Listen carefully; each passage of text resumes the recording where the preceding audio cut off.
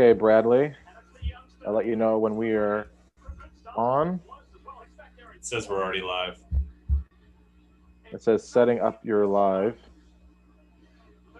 And boom.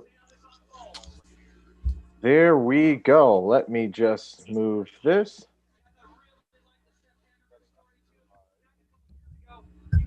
Move this around. And we are good. Sweet. Welcome, everybody. This is the third watch party we're doing for Orlando #2. We just dropped the gate on the 250 Heat 1 for a brand new coast. We're in West Coast. Of course, I am Dave Drakes with the Collective Experience. And joining me is a guy that I have grown to love over the years, Brad Gebhardt of Big MX Radio. Brad, we got a whole new coast, man. How you feeling for tonight? 250 West Coast, and it's about time because I was kind of getting tired of having the usual suspects up front, uncontested, and basically only 3 factory dudes. Right now, like in this class, we have national number rider 92 who didn't even qualify for the night show. 60 entered riders. There was guys they sent away. And it's just there's so much more competition. I wouldn't say talent because I think the top end is still elite on the East, but just so many good dudes on this side. And so far for Pulp MX Fantasy, I'm not looking too shabby. So I'm loving it. How about yourself? Yeah, I'm enjoying this, man. A whole new coast. Anytime we get like a new addition to the race season, I'm excited. We've got new teams, we've got new guys, a lot of rookie debuts. So I'm really excited, man. You know, I love doing these watch parties. It's great to interact with everybody and get a chance to bench race with people who are just as passionate as us about Moto, if not even more passionate than myself and you, Brad. So we got some cool things in store for tonight. We got some cool giveaways. We're going to be doing a breakdown of the races. We're going to be doing some cool fantasy breakdowns. I'm excited, man. It's gonna be super fun, and we're currently treated to some good racing, dude. We got the rookie sensation Hammaker out front ahead of Macadoo. What are you thinking about that? Team Pro Circuit Kawasaki finally has something to smile about after their top guy exits the West or the East Series earlier than expected. Hammaker up front. I hope he's on your fantasy team because he's on mine. Yep. He's not tripling into that section, but he should be. Just great to see. And honestly, if you had to pick between the 3 of these, who has the most amount of skill and talent to move towards the front, it's Jordan Smith, and he's actually the 3rd out of the 3 of these guys are out right now. So somewhere Mitch Payton is smiling. Oh, most definitely, dude. 100%. Like that's exactly how it's gonna go. I do think Shimoda did great in keeping that team alive, though. Like I will say, Shimoda very did relevant. a great job carrying the mantle and keeping Mitch from going into cardiac arrest between these races. So we did solid. Also, I wanted to ask you. So listen, we've got PC running 1, 2, 3. When it comes to A Mart and J Mart, they're not known to be Supercross specialists, right? They're more of outdoor guys. Do you think that changes this year because they're back on a Yamaha, a bike that they're quasi familiar with, and a bike that is probably one of the fastest bikes in 250 class history? Are we going to see different Martin brothers this year? I think that you're still going to see a couple of brothers that find themselves most at home on the East, or in Supercross rather. But I think that both of them are going to see an uptick. Like obviously the Manluck Yamaha is not a factory machine, but I would be willing to bet that it's as good, if not better, appointed than the JGR Suzuki that Alex was on last year. So I definitely think that it's a step in the right direction for both brothers. We saw it in the past where guys, they Carson Mumford goes down. They during one season, they look at a competitor's bike. They say, all year, I want to be on that thing. Like it's a bummer that I'm not on that machine. and it gets inside their head. I think that Jeremy Martin, maybe he himself knew that his Geico Honda wasn't up to snuff, but just the mental, like just that idea in your head that you need more machine can be the difference. And he needed to get on that Yamaha. He's on it now, and I think that's going to be a good spot for him. I agree with you. I'm excited to see what happens, man. I really like what Amart has going on this year, and I'm very much excited to see that. Oh, if we have Jordan Smith going off the track making a rookie move, man, that really sucks. I feel like this is almost like reminiscent of how his season goes, like year after year. Like he's such a solid guy that can like absolutely kill it, and he's almost like becomes very close to being like a serious championship threat up until like the last couple of rounds and any given year. But he makes these mistakes that some of his competitors aren't. Man, like, do you obviously he's still making them. Is this like, what do you think of his career to date, man? This is something that's kind of different for for a pro of his caliber. It's perplexing, to say the least, to see a guy who consistently shows unbelievable speed, especially indoors. He's won races in lead laps, lots of them, been points leader going back a number of years now. But also injury ridden, and that goes to like that kind of speaks volumes to the questionable decisions that you'd mentioned that he's made with his motorcycle. A lot of people a little bit more gun shy to trust him, and Pulp for that reason. Just because he's been known to find himself on the ground.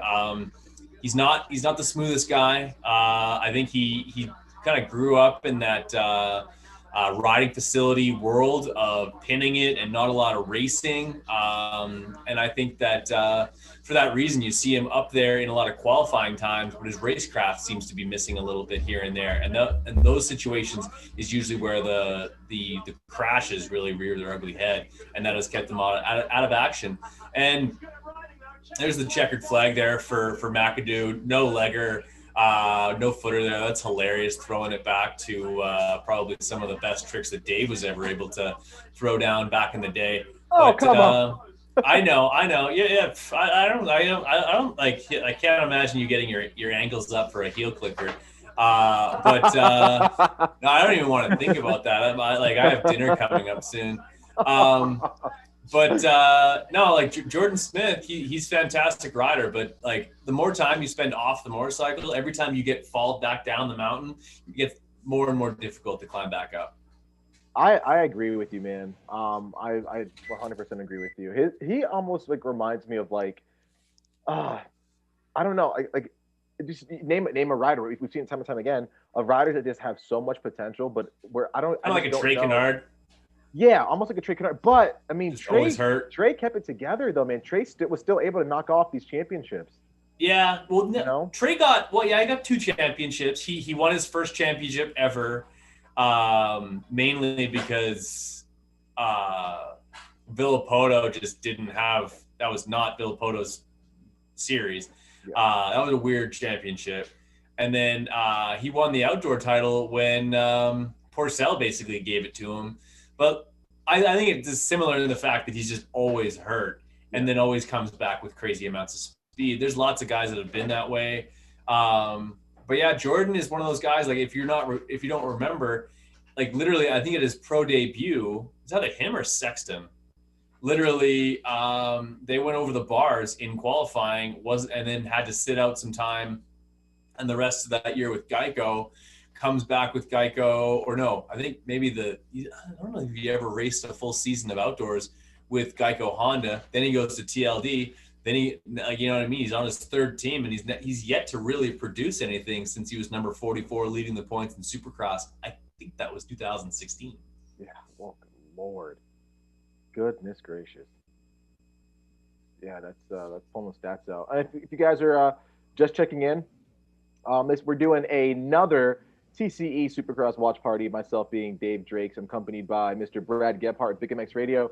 If you guys have not checked it out before, I'm sure you guys have seen Brad before if you follow the collective or see anything that we do. Mm-hmm. If you guys haven't already, please check out Big MX Radio. Brad does some of the coolest, most comprehensive, funny, interesting interviews around, man, Brad is a definite student of the sport, knows more than most people could ever hope to learn about moto. And he presents it all in a very well informed, very, very fun package. If you can ignore his face, I know it's horrible, but the content is still good.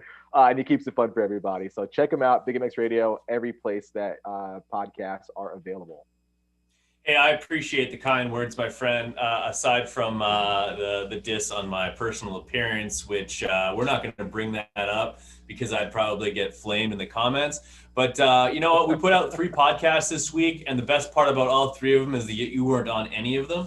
That's the redeeming quality. I feel like I noticed that the listens go up the less we have Dave on the show, but he's good for comic relief. This weekend, we had Ian Trettel, amateur superstar, such a bright light within the industry before he had, unfortunately, the lights went out on him. He ended up getting a brain injury, traumatic. I still don't think he's 100% mentally or physically.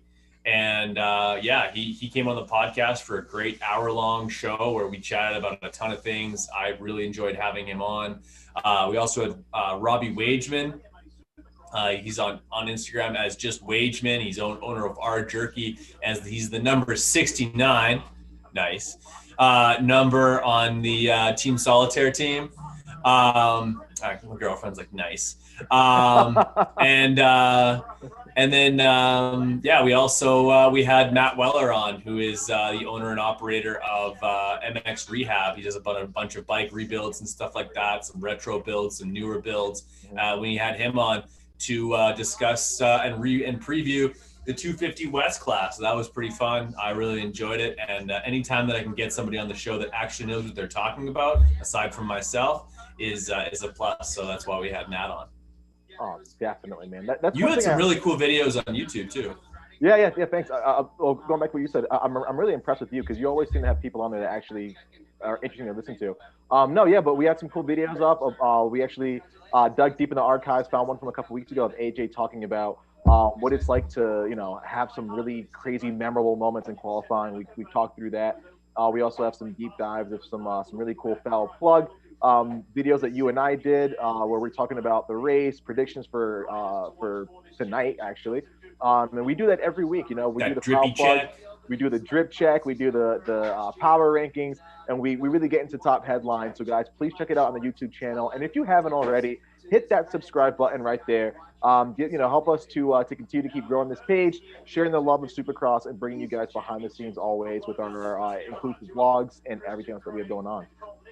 Absolutely. You know what? We're about to see the gate drop here for heat number 2.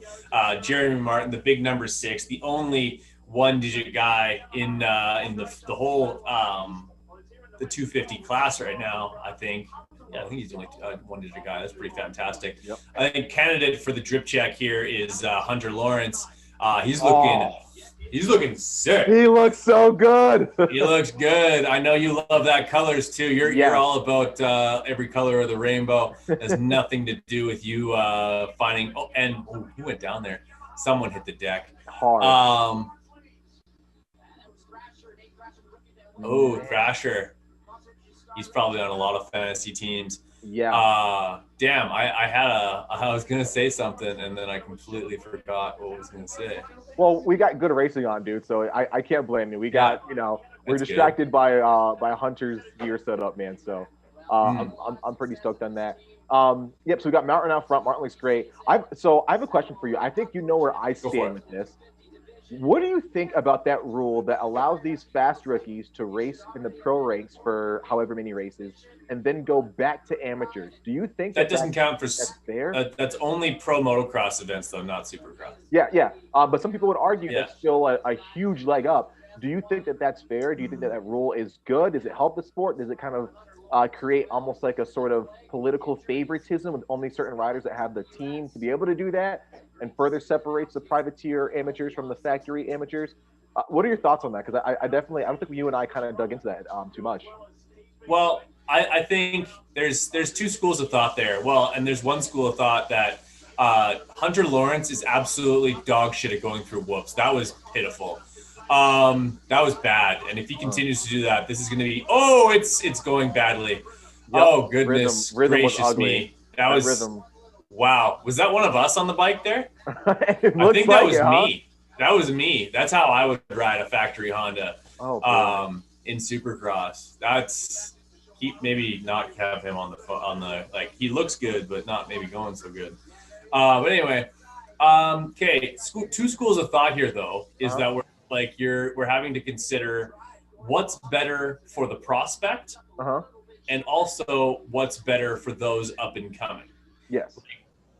So like in other sports, like say for baseball, you can go up in levels and you come back down. And I guess minor league baseball, you wouldn't say that that's actually amateur, but essentially it is. You're moving down in competition to then go get some confidence, go get your reps. You know what I mean? Go compete against some weaker competition to sharpen your skills and come back.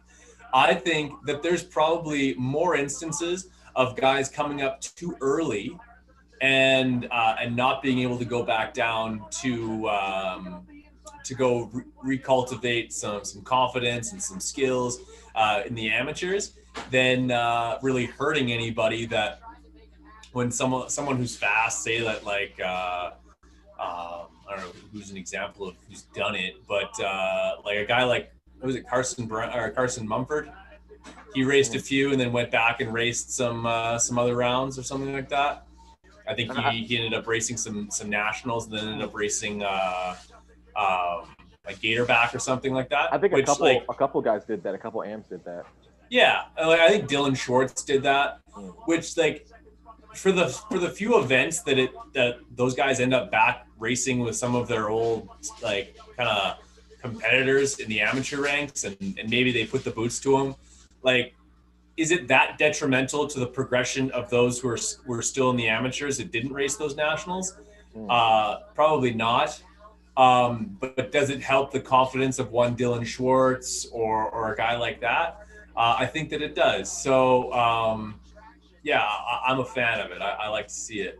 What are your thoughts on the two Masterpool brothers, both on KTMs, kind of? One's on a gas, the other one's on a KTM, riding in 14th and 15th in this heat race right now? That's not where you want to be. No, definitely not. Especially for, Jake Masterpool is a solid contender, right? That guy was absolutely a workhorse. And he had some really good finishes in outdoors, like on the 450. The guy is a stud. He's also pretty big for a 250 rider. So to see him on the 250 like that, I'm a little bit surprised. But I kind of expect both those guys to be in a much better spot than they are now. Like Ty Masterpool, the guy led almost like half a race or 3/4 of a race at Redbud a couple times. But the guy is very, very good, very solid. So to be in like 15th, 16th place, that's just not where I picture him being. A guy of his caliber on good equipment like he is. Jake could be talked about in that same breath too. So a little disappointing opening, man. I mean, granted, it is a West Coast opener. It is Ty Masterpool's, I want to say his first Supercross race, if I'm not mistaken. Yes, I think it's the first for both. Yeah, rookie debut. So, I mean, we can give him some slack. But a guy that, is talked about as like an amateur phenom, he's like, a Thrasher or a Robertson and stuff like that. I like to see more. You know what I mean? I want to see a little bit more out of him. Fair enough. I'm going to blame this on you because you deserve blame for this. I spent a lot of time in the last hour putting together segments and trying to schedule out this Zoom call / YouTube live, and you're the reason why Carson Brown is out and he's on my PulpMX fantasy team. Oh, is he out? I hate you. He's out. No, he's on my fantasy team too. We're gonna get into fantasy later. Good. But, Good. Oh, I'm dude, glad he's on your team too. Oh my gosh, no, please, no. That's such a bummer, man. I hope out as in like, hey, I'm just gonna go regroup in the truck and not really like out like I injured something myself, because that would That would absolutely kill me. Even if he's coming back, he's like it's going to be a full gate for an LCQ. Like I like him better to make it through a heat race than an LCQ. Jeez, these guys get so close to each other. It's stupid. Yes.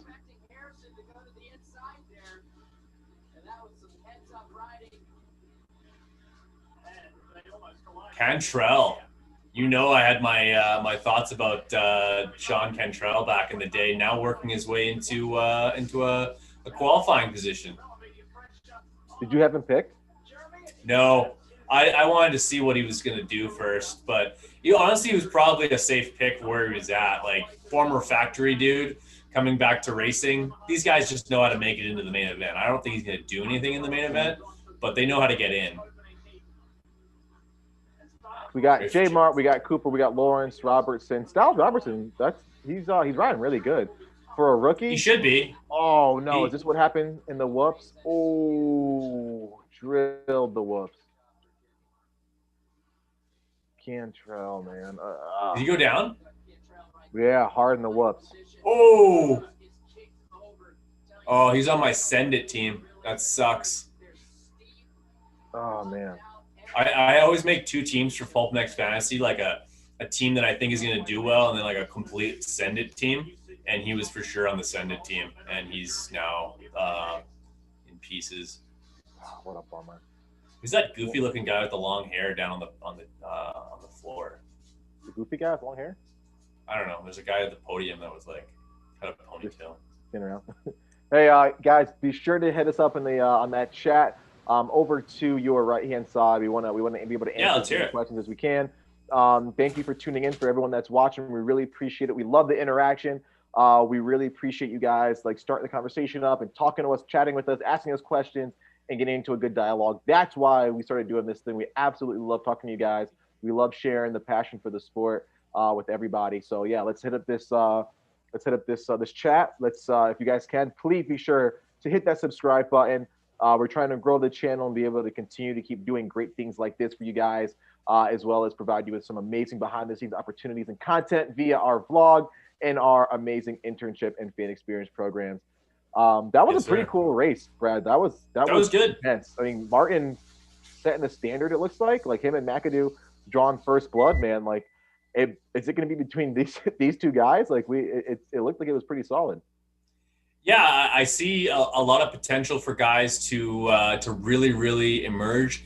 And I think those two are going to definitely be noise, like guys who make a lot of noise within this championship. I think we were treated to such a great race there because of how much depth of talent we have on the 250 West. There's so many guys here.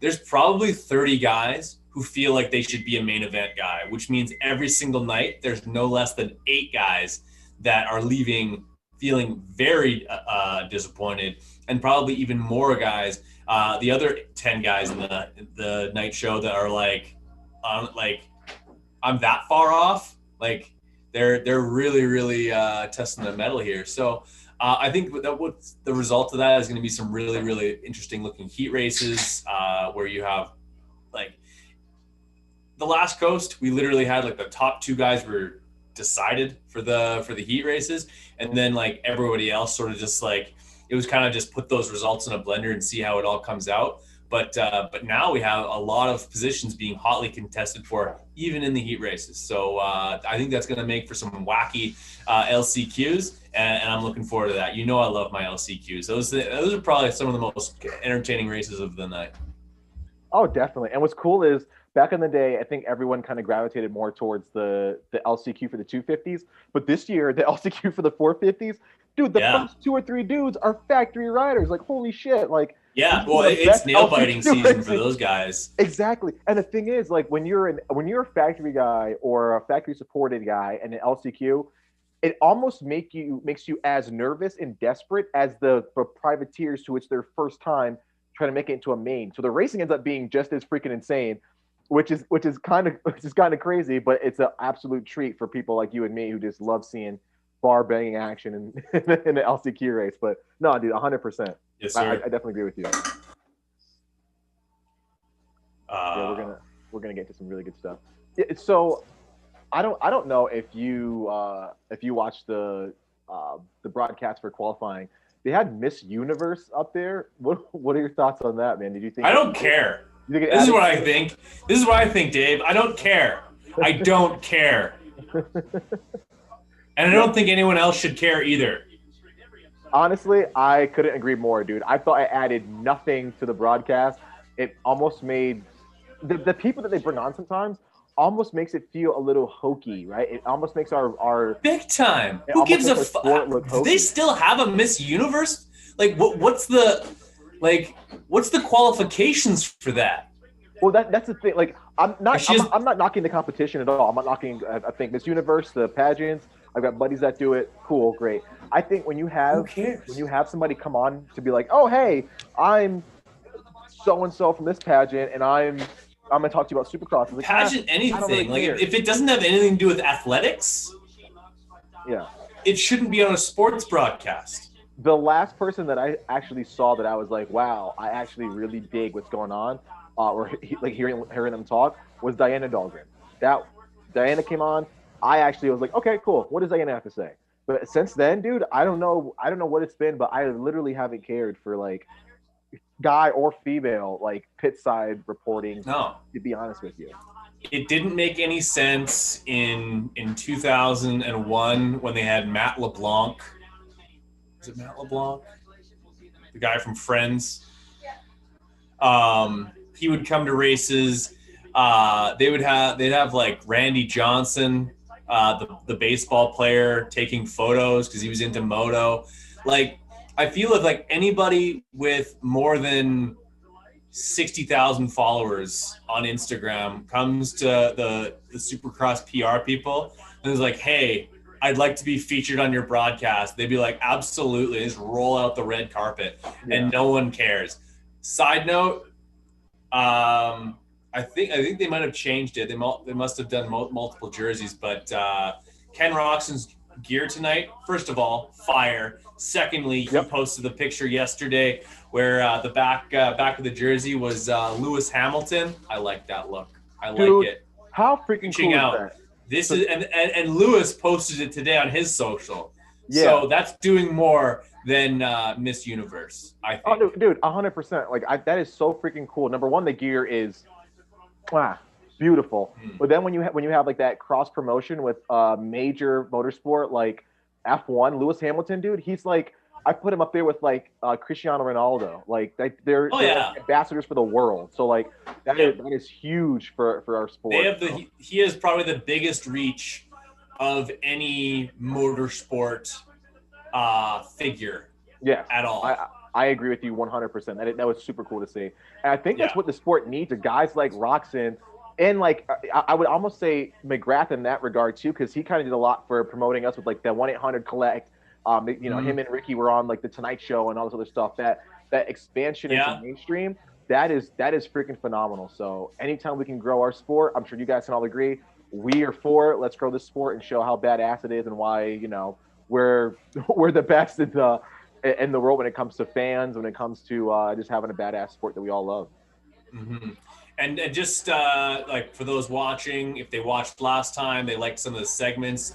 This weekend, we are doing some Beat the Geeks questions. The two of us got 5 trivia questions. I got some good ones for you. And I will let you know that I came up with all of them off the top of my head. So if I stump you with any of them, like you're in big trouble, my friend.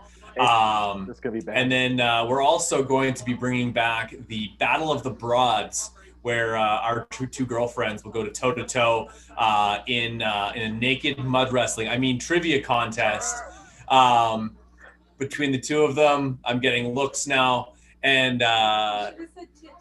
tit to tit, tits versus tits.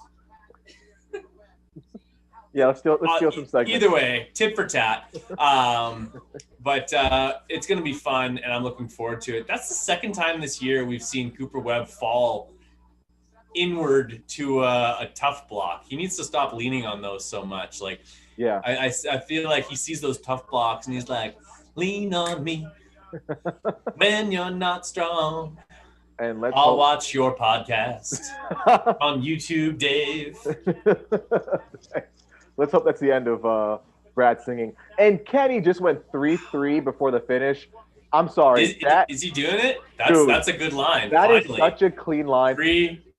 That is such a clean Oh line. yeah, smooth. Smooth. Oh, that's smooth. And what AC better do that behind him. I get so frustrated when people don't point out just how good Ken is doing that stuff. Now, if you watch the race, Ken isn't doing anything in like the major sections faster than some guys. You can argue that Cooper. No, he's not like Stu, just like launching 6 in the middle of a rhythm section. Exactly. Like, his bike looks good though. His bike looks solid. But you can argue that Tomac or even Mooskin, some guys go faster in turn, faster than here. It's those little things like what Kenny just did.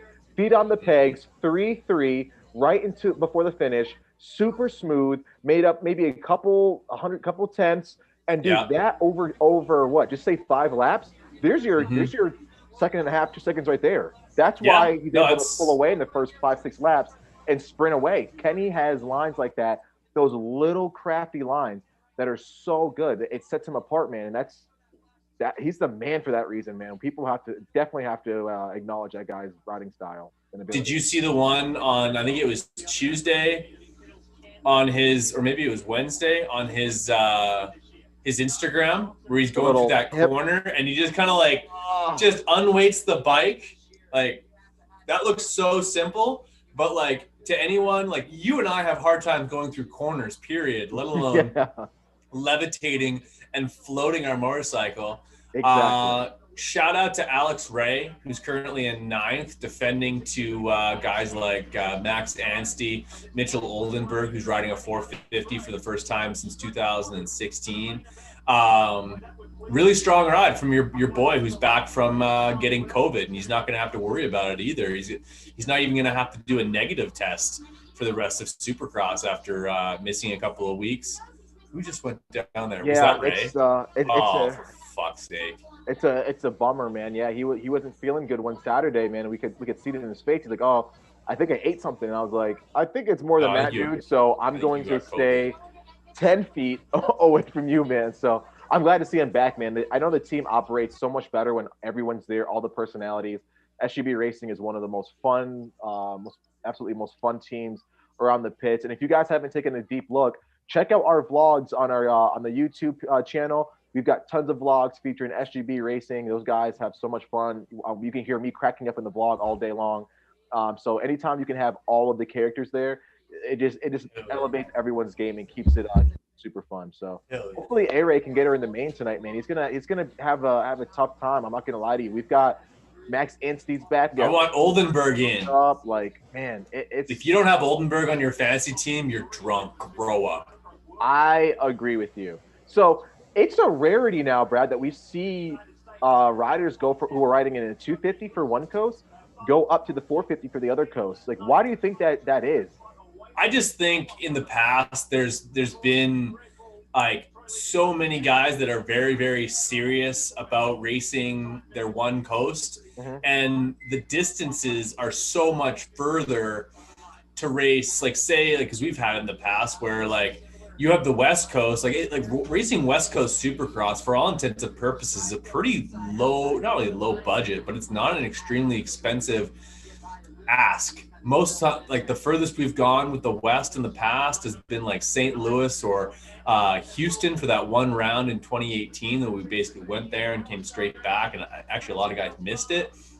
I think the reason why we haven't seen a lot of guys mixing coasts is because it's that distance. Like, you have to change motorcycles unless you're going to race the 450s on a 250, which is I never suggest, which I think is what a couple of guys are doing, including Kevin Morans and Devin Harriman, which that can be deceiving because you see how good Morans is doing on a 250F, and then you think he jumps up to a 450. You're like, oh yeah, he's gonna kill it. And then he ends up qualifying outside the top 30 because he's on a 250F against 450s and in the C practice.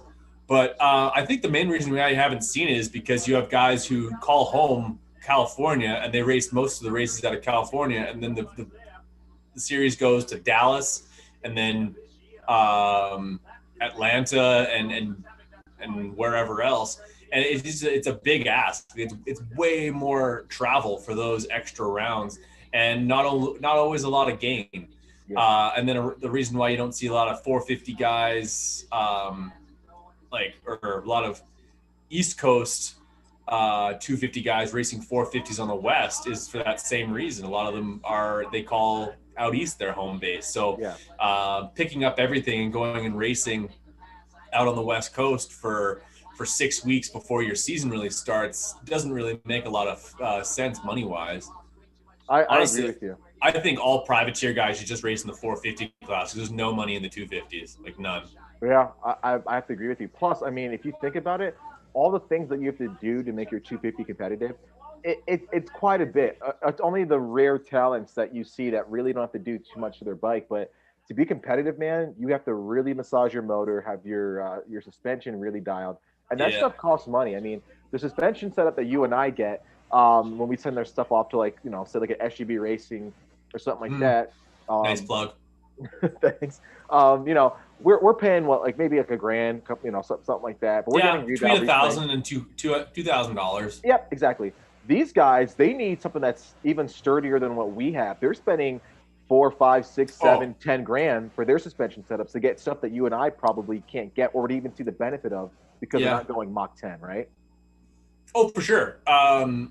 Like people can say what they will on Twitter about a guy like Josh Greco, but his suspension internals are worth more than my KTM 252 stroke, like the whole bike.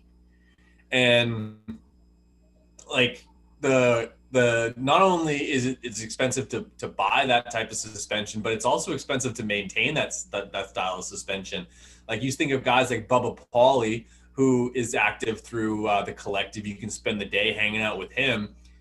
If that guy puts 10 hours on a set of suspension, which easily can be done over the course of like 2 or 3 races plus practice, he's literally ripping that down to the bare essentials, sending everything back, new shim stacks, new everything, because that's what you need to be at to race against the guys like that, like the Cooper Webbs and the Ken Roczens, who literally have their entire machine taken down to the bare frame and built from scratch between every single event. Yes, exactly. And So for a lot of people out there, if you ever get a chance to say your Supercross or a race around your hometown area or town that you're in, if you can find where the rigs are parked, I can guarantee you if you look inside, I don't recommend doing it without people being there or permission. But you're going to see those guys during the week, literally what Brad just said, tearing down the bikes to full frames and then building them right back up with brand new parts and pieces every single weekend. And yeah, that's just standard. That's not even just extra. That's just what you do right. when you're at this level. So Well, it can be quite a bit. what I love about that sort of stuff is that those are exactly the things that you're going to see firsthand when you invest and spend time doing either the internship program with the collective or doing it through the VIP fan experience. Is that next level peek behind the velvet curtain and allowed to walk onto the other side of the velvet rope to see all of the things that are holding back the privateers, mainly the things that those guys are at the disadvantage of all the time. And not only that, but the things that they do and they have at their disposal to try and offset those how they overcome those challenges. I think that's maybe the coolest part about the whole program in general is seeing those guys in the trenches, figuring things out, and actually able to move in the right direction to make something really special happen on 2 wheels every single weekend or every once in a while on Tuesday as well. Yeah, 100%, man. I appreciate that. So yeah, I'm really excited just to be able to showcase that stuff. So like I'm talking about the stuff that people wouldn't realize. That's why I'm so glad about the program is that we have a chance to give people who really wouldn't see that stuff an opportunity to peek behind the velvet curtain, like you said. It's a bummer that we can't do it for Supercross due to COVID. but we have it open for our Arena Cross program. If you guys have any interest in joining a race team as a full-fledged team member, working on the bikes, learning the ins and outs, learning what it takes to run a race team, what it takes to be a team manager, what it takes to be a social media guy in this industry, check out our TCE Arena Cross internship program. And we're going to be back for outdoors, and we're going to be back for Supercross next year. But just due to COVID, we weren't able to do full Supercross setup this year. But you might be able to run into people like Brad. I'm sure Brad will be there at a number of them. You can bump into him, bug him, and and talk to him about a lot of the cool interviews that he's got going on. While Kenny's talking, Brad, your catalog of podcasts, it's immense. What has been your favorite podcast to do? Dude, oh, that's so tough to ask. When you literally asked me that on the heels of releasing episode 800 of Big MX Radio, absolutely silly. But honestly, I think two stick out to mind. Now three that I'm thinking about it is, and I'm going to release these podcasts actually maybe this week as like some greatest hits, so to speak, or some real gems from the past. Is I did 2 hours with Steve Lamson, multi-time 125 national champion, 250 race winner, and all-around good guy. I did 2.5 hours with him back in 2015. That's going way back, but that was a fantastic podcast. I did an hour with Jeff Ward, which, like, anybody who gets a podium at Indy 500 and has Supercross championships, outdoor championships on the 250, he had a 500cc championship, fantastic as well. But maybe one of my most interesting podcasts I've ever done was that I did about an hour and a half with Chad Watts, who was basically the career-long mechanic for Ricky Carmichael, and that was really cool. As the gate drops for the second 450 heat race, I would suggest everyone checking out all three of those podcasts. Those things are really fun and cool to look back at.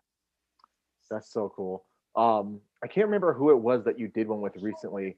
That was on. They used to ride for Geico. It was a really in-depth and really like super eye-opening pod, man. I really enjoyed that one. I can't remember the name of the dude who it was, but so you broke up for a second there. Sorry, was it Charbonneau? Oh, Tristan Charbonneau. Oh yeah, that was a beauty of a podcast. That was like my equivalent of like a tell-all book. Yes, where he's basically talking about like being 18 years old, a 250 rookie, having different chicks over to your rented house every single weekend. Yeah. And just like dealing with like weirdo teammates, and like he threw Christian Craig under the bus. He threw Paige Craig under the bus.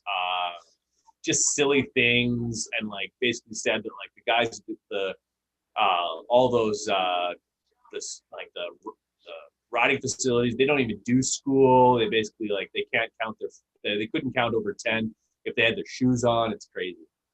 Oh, dude, that's cool to hear that, but also kind of a bummer to see the some of the lacking that our sport has. Hey, it's a good thing you and I weren't very fast, because we got an education. Exactly. At least we got past our grade 10. And average sized wieners. It's fantastic. Oh, yeah. Okay, I guess so. But yeah, dude, we've got the I like this. Kate, what we're watching right now? What's that? Is like Eli Tomac got just a dog shit start. And we usually don't get to see like what happens when you get one of these bad starts, because they usually just watch the leaders right off the hop. Yeah. Like, look at how slow he's having to go to tiptoe around these guys. Like, yeah, he did. I can think of at least 10 different times already where, and like, yeah, he just got passed by Tyler Bowers on a privateer Kawasaki. Like that, it's just, if you're Eli Tomac, you're like literally going to twist the Renthal bars right off of the triple clamps. Oh, and he gives Bowers a shove. Love it.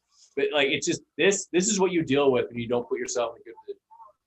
No, exactly. And time again, we keep hearing about all these guys say, oh, I just need a good start.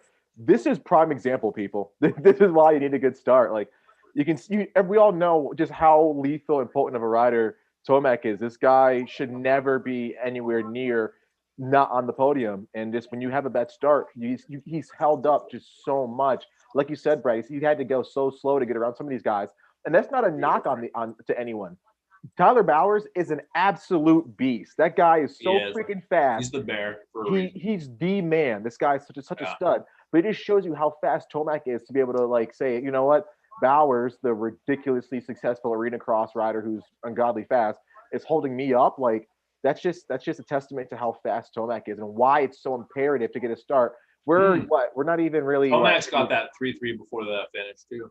Yeah. So we're what, maybe 3-4 minutes into this race. He's already 11 seconds down from Muskin just because he had to go through traffic. So when you compound that week after week with with Webb doing good, with Tomac doing good, with Roczen doing good, then you've got guys like Osborne in there, or maybe Muskin sticking up there. You start giving these guys those points differentials and a little bit of points here and there.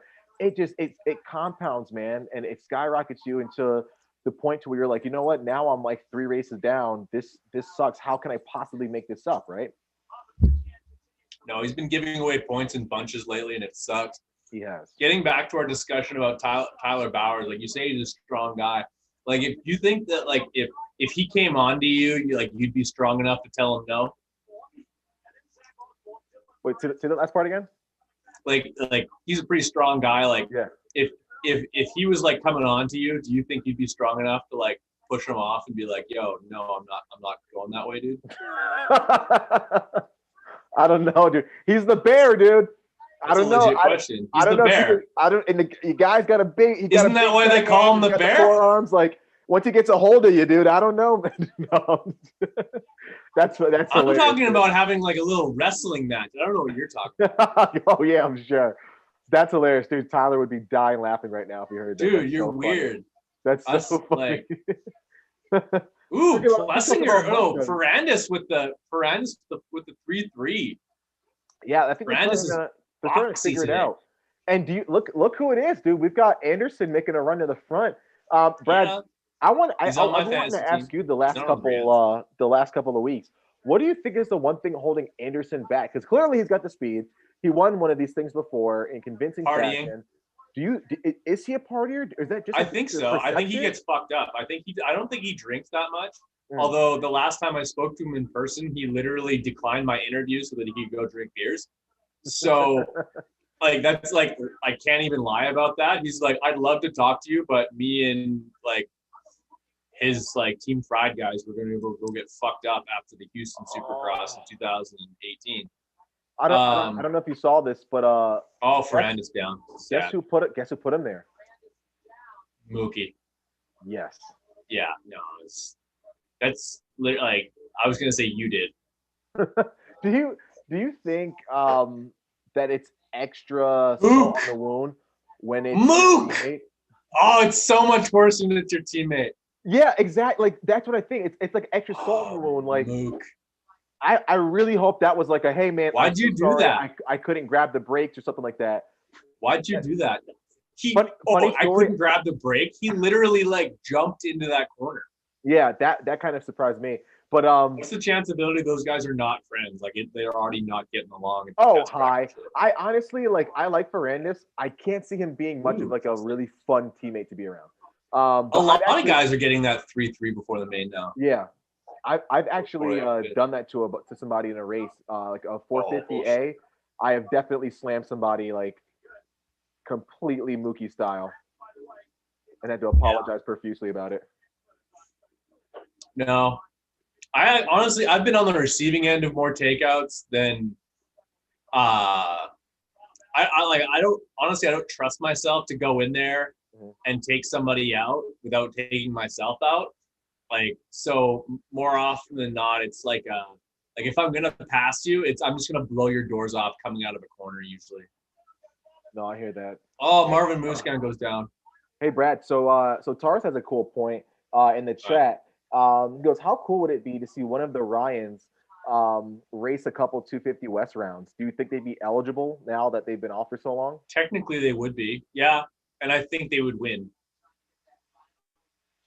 I think they would be. I think Ryan Dungey is just such a freaking stud. I don't think that he would come back if he wasn't like primed to win.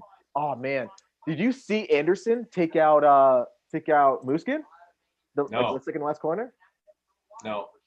Although I think that's shades of when Anderson stole like three races away from Cole Seeley back in 2014. There was like literally three races where Cole was leading on the last lap, and Anderson just like takes him out. Stuff. Yep. Yeah. Exactly. See you later. He That was some literally had awesome Cole Seeley's brain in a goddamn pretzel that whole year. I agree. I definitely agree. So what's better in your opinion? I'm gonna give you. I'm listening. I'm just gonna walk away from for a second. No worries. I want to throw out some scenarios of some passes like that. Keep talking. Do you think that the Cole Seeley getting taken out by Anderson back then a couple years ago, well, 4 or 5 years ago, was that more intense, or was the Zach Osborne passing Savacci for the championship a little bit more of like a oh my gosh? Because both instances, I was screaming pretty hard. I think like the weird thing about the Sabachi thing is I actually didn't get a chance to watch that race live. I had to watch it after the fact. So I like, and if I was gonna make a prediction of like who the shrinking violet is versus who is willing to like just put someone in the cheap seats to win a championship, it's like I would say it's more Osborne than Sabachi, so I wasn't like absolutely floored that they do that. That Osborne took that opportunity.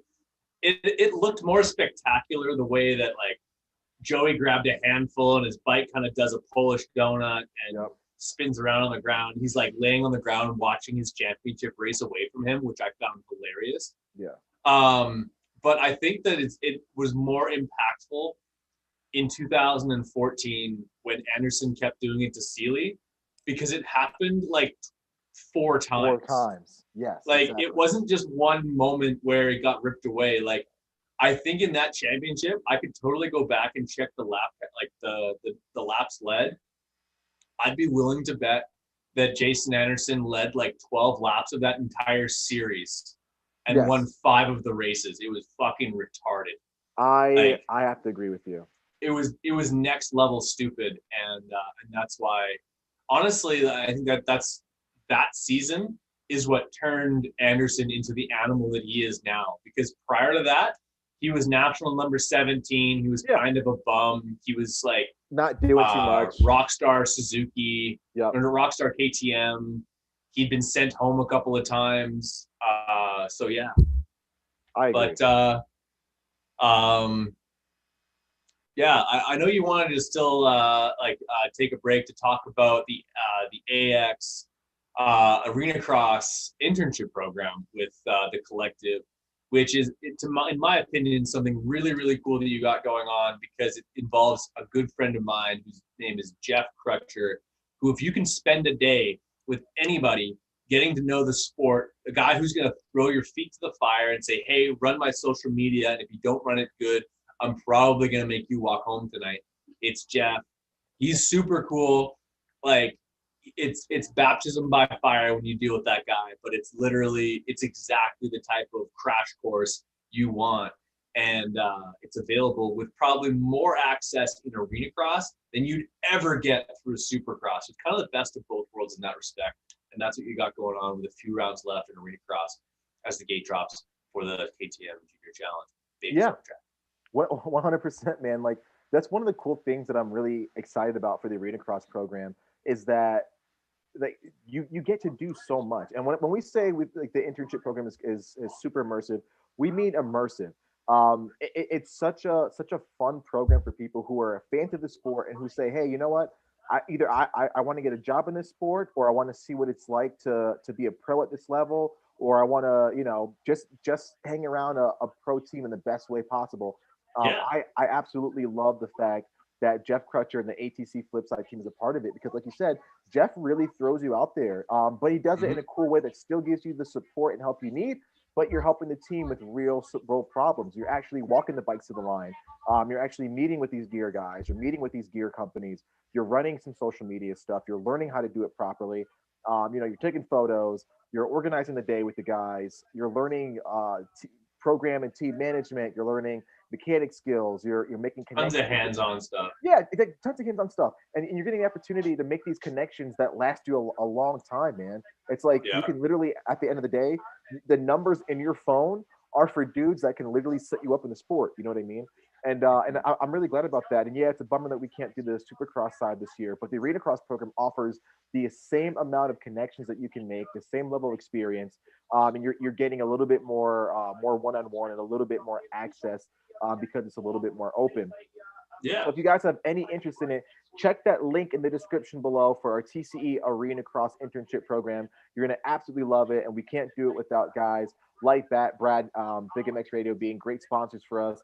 FXR, Flow Vision, Overshare Advice and Planning, all these great companies that come together to be able to allow us to do what we do and offer you guys some incredible experiences.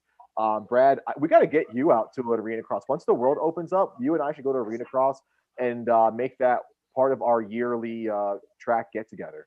Absolutely. I think it would be cool to race one.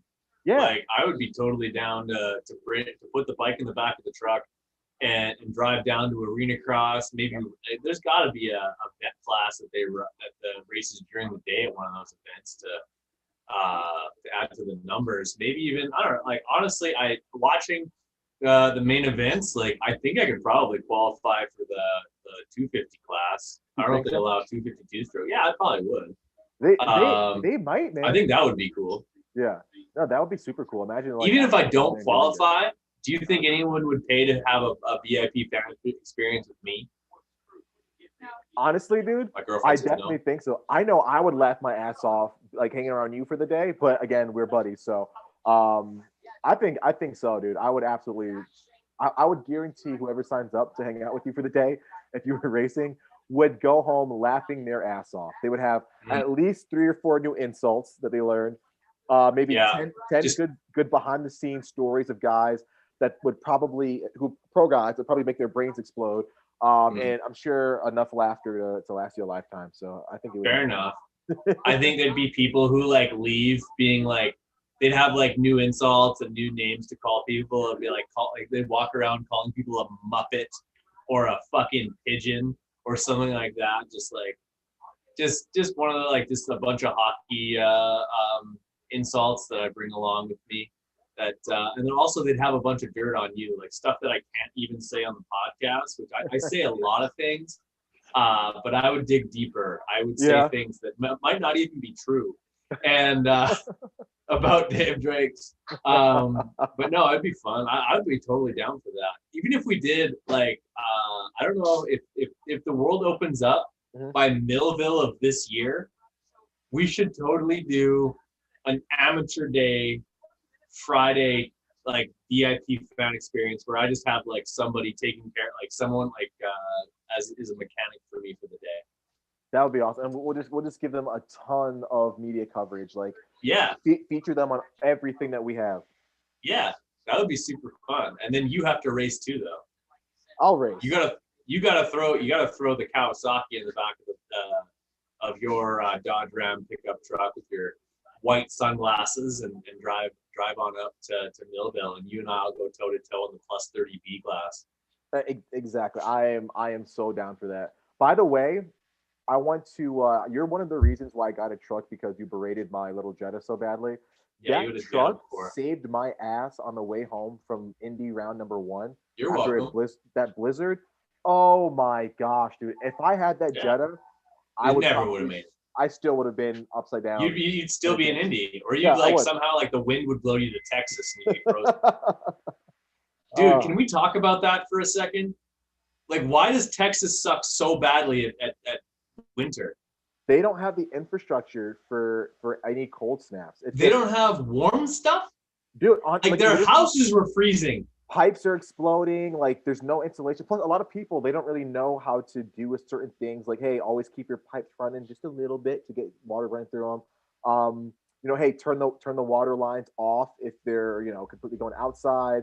just stuff like that. Like, I don't think people are ready just for how freaking cold it really gets, man. Like how cold did it really get though? I maybe should have done some research. Honestly, I think it got like in the like low to mid teens, if I'm not mistaken. So yeah, it's like pretty. That's like a beautiful day here. Exactly. I'm like, dude, that's a beautiful winter. Being in Winnipeg and then being in Wisconsin, like, I even called my dad today and he was like, "Man, it sucks. Like, is Manny okay?" Like, yeah, Manny's fine. He's from Connecticut. Like, he's doing good. I think he just lost power for a little bit. But we were talking and he was like, "Well, how cold is it? Like, you probably have never experienced cold like what they have in Texas, huh?" I'm like, "Dad, it's -40 where I am." Like, are you kidding me? Like, yeah. Yeah. And I wish we set records this year. Yeah, I'm like, I wish I could have 20 degrees. Like, that would be great. Yeah, we hit a record that had not been broken in 150 years of cold winters. Oh man. We set a record for most consecutive days below -40, and the coldest recorded temperature since 1857 at -54 degrees. Oh my gosh, that is ridiculous. That is obscene. That is ridiculous. Skin freezes in 60 seconds. I shoveled off my little balcony, had frostbite on my fingers. It was ridiculous. Oh my god. Absolutely nutty. Barely left the house for 3 days. I didn't even realize that there was a pandemic happening. I was just in my house. Like, yeah, like what I will also say, and this is a shout out. This is hashtag no free ads, but my piece of shit 2012 F-150 built Ford Tough started with my remote starter from on one of the coldest days of the year. So shout out to Ford. Like, okay, in Wisconsin, do you guys have block heaters? No, not where I am, because I'm kind of close to the lake, so it's depending on the day, it actually keeps things a little bit warmer, I think, sometimes. No, I mean, like, can you plug in your truck? No, that's what I mean. I'm saying, so it's a little bit more temperate where I am. Okay. But if the guys, Chaz and the guys from Trigger Racing, they're about 4 hours north of me. I'm pretty sure they have to do it. I'm pretty sure. Yeah, like you plug in your vehicle at night, because there's a block heater that actually warms the block heater so that your engine will actually turn over. That's crazy. Yeah, we have that. I went to California and people thought that I had an electric truck. I had to plug my truck in. Yeah, I plugged my truck in. It works off like a 12 volt. Oh man, that's funny. Silly. That's hilarious. Absolute silliness. So with that, let us know where you guys are from. If you guys are experiencing cold for some of the first times in your lives, let us know. Obviously, Brad and I are no strangers to the cold, but let us know where you're from. I want to know where everybody in the chat's from. Brad, I kind of like what Tars Thomas brought up about bringing one of the Ryans back. Like, how realistic is that? Like, do you think we will ever see that? Maybe we won't see it with the Ryans, but do you think we'll ever see a pro who retires and then comes back to line up in like the two? I think it would be cool to like almost how like some like a guy like a Brock Tickle, won a championship, did okay in the 450s, kind of starts to fade out, but then comes back to the 250s to kind of like be a bit of a menace and like run up front, like with way better racecraft than any of those 250 guys. I think I'd be a fan of that. Or trying to think of someone else along those lines, like how much havoc would a guy like Justin Barsha like racing in the 250 class? Oh my gosh, man! Honestly, like that would be so freaking cool. Like that would ruin guys' careers, man. But it would be so freaking cool to see that. Like I would absolutely love to see Barsha. I think that'd be cool. I don't know if we could see someone who like retires, because there's not a lot of guys who really retire from the 450 class unless they're like. And then would end up going back to the 250s for fun, so to speak. Yeah. Because they're kind of like over racing and they've got their millions. Yeah. So going back to a class that A, doesn't pay, and B, doesn't have a lot of prestige doesn't make a ton of sense. But No, I don't know. I think that it would be like who I'm trying to think of who, like, maybe you have an idea of who you'd like to see, but Oh, actually, Lee Riley said that Josh Hill did that. Yeah, Josh Hill took some Josh time out Hill. and came back. Okay, that's Yeah. that's So that was actually similar. good point, Lee Riley. Yeah, props to you, man, because that Yeah. And he actually did. Lee Riley needs to direct message me on his address so I can send him some tear off gaskets, because I do have some for him. There you and go. He won them last week, and guys, don't forget we're giving out prizes on every one of these watch parties. So please share with your buddies, and don't forget, guys, hit that subscribe button to get notified about more of these. To get notified on anytime we drop cool videos, to see vlogs, behind the scenes opportunities, and cool in-depth interviews throughout the year. Hit that subscribe button. We got some great content lined up for you guys already. And the gates dropped for the 250 LCQ. Brad, I'm nervous because I've got at least 2 or 3 of my guys in this one. Who do you have in this race for your fantasy team? The only guy that isn't in so far is Carson Brown, and I don't think he's racing. Oh, dude, I really hope Carson is racing, because he's Is that him in third right now? If it is, then I'm happy. But I also have Thury in mine as well. You're an idiot. Him. Dude, honestly, he was going really good, and everyone kept doesn't matter. He was in the C practice. Dude, but he had such a good time. You don't even drink. I know. Making stupid mistakes. And I actually talked to the Roto Moto guy, Donnie. If you guys haven't checked out Donnie from Roto Moto, he really gets your fantasy dialed in. And man, I absolutely, I think I dropped the ball on this one. So out front, we got Cody Schock. What are your thoughts on Cody and the Chaparral team? Style master. Yep. The style master, Cody Schock. Like, if any legit company, or not to say that FXR is not legit, but like a major player like a Fox or an Alpine Star knew how good and how stylish he is on a motorcycle, they would want him for every single one of their poster shoots. That kid can turn the bike upside down. Hey, this is my drain plug. Love to see it. As if we don't have timing and scoring up yet. It's like a travesty. Oh my goodness. Oh, what a sport. What a sport we live in. My fantasy is looking so horrendous right now, man. That's because you're terrible at like knowing stuff about dirt bikes. No, I really thought that theory was gonna. You know what it was? I saw the 14 handicap. Yeah, you saw a 14 handicap and 17th in time. You were like, yup, break my computer. See you later. And do you know who I had? I had Supercross, and then I freaking picked him off and picked Thury. That's because you're a silly bastard. Oh, dude, why do I do this to myself? I don't know. I don't know why I picked Carson Brown. I don't even know if I'm sad about Carson Brown right now, because I don't even know if he's in this race, because timing and scoring hasn't updated it yet. But I assume since he was out of the heat race, he's probably not racing right now. Oh my goodness! Actually, Time Master Pool looks like he's going really good. No, Brown didn't even start. Love it. Taking a 0. Love it. Oh, what a bummer. He's on your team. Cantrell didn't start. Harmon. If anyone's playing Pulpvex Fantasy, word to the wise, stay away from Cheyenne Harmon. He's running a loose program, and you don't need that in your life. Loose program? A loose program. Like, he literally got that bike 8 days ago. Oh, boy. Good Lord. Oh, man, I'm such a freaking dummy. How did I pick this guy for my team? I want to cry right now. Oh, and I was telling Donnie too. I'm like, this is the week I'm going to actually step up and beat you and Manny, and finally become at least this week's champion amongst my friends. And nope, not this week.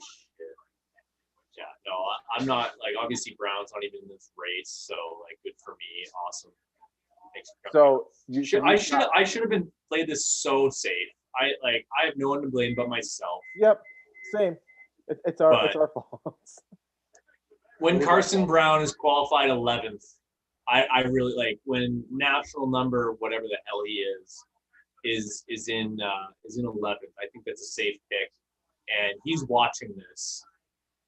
He's probably back at the truck, just packing up his stuff with his dad.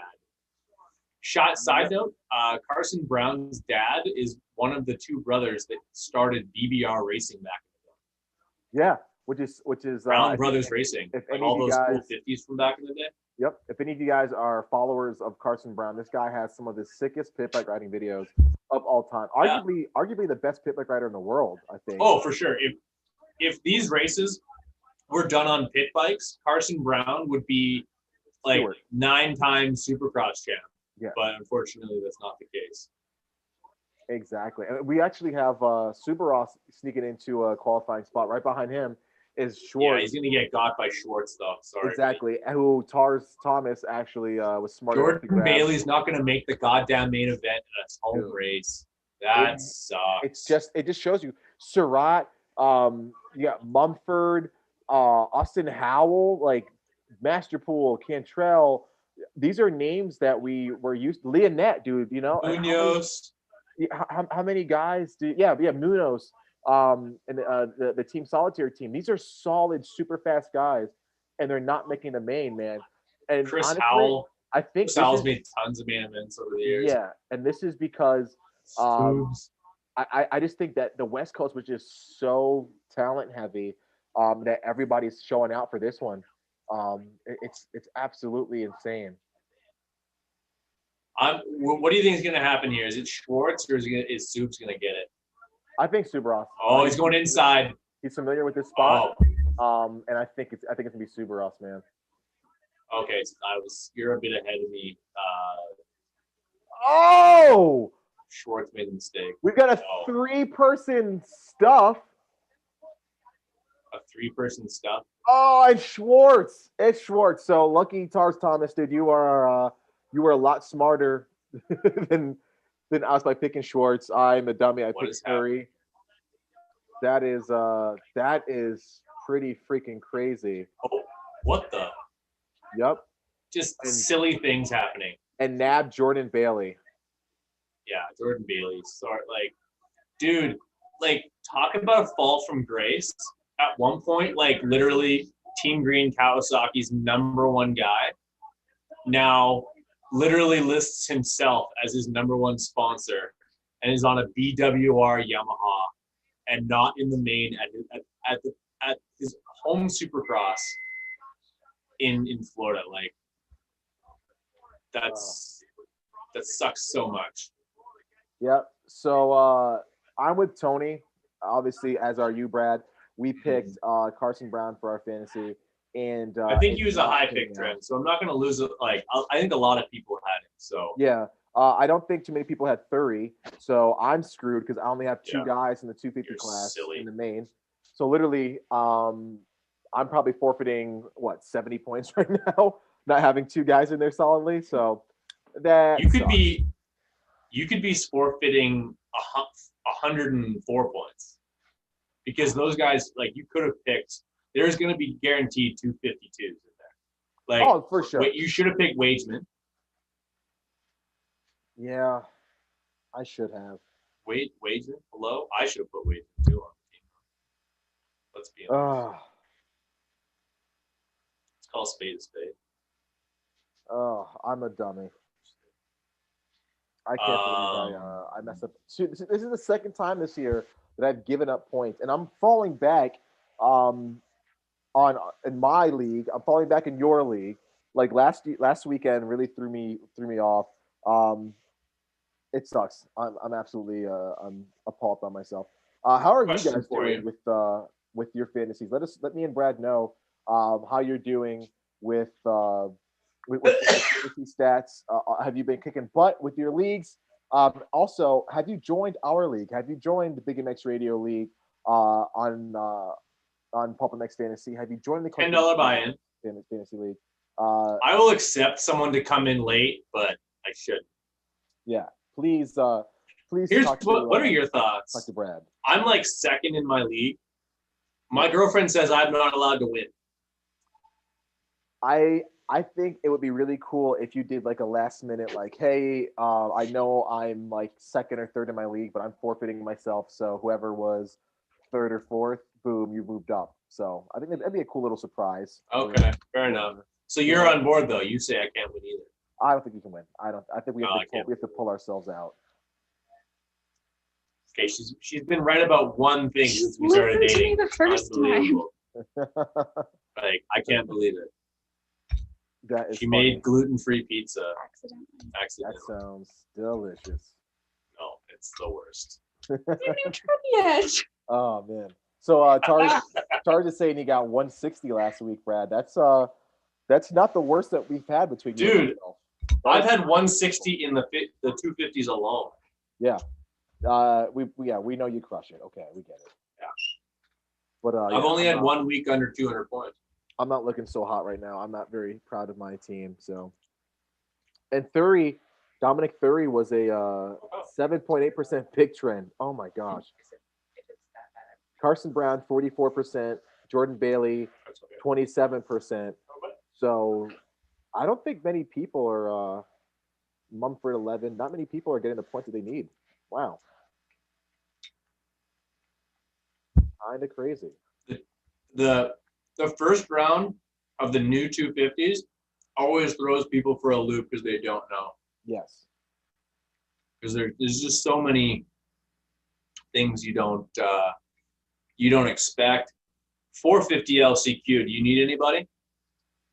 I got played it super safe. I think I need Oldenburg, if I'm not mistaken, and for Me too. I think so. I need Oldenburg too. So I'm looking at it this way: if I can pull 200 and better, not the worst. If I can at least get 200 points every single event, not the worst thing in the world for me. However, I do want to best that obviously and go back to my 280s, 290s that had me staying alive in fantasy last year. Mm-hmm. That would be awesome.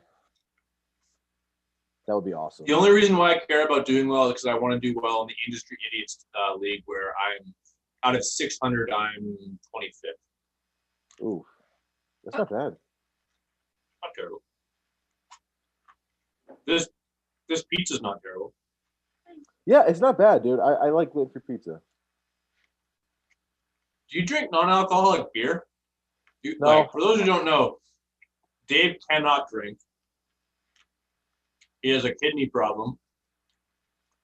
Yeah, tore my liver when I was racing Southwick as a young adult, and for some reason, alcohol just makes me freaking sick.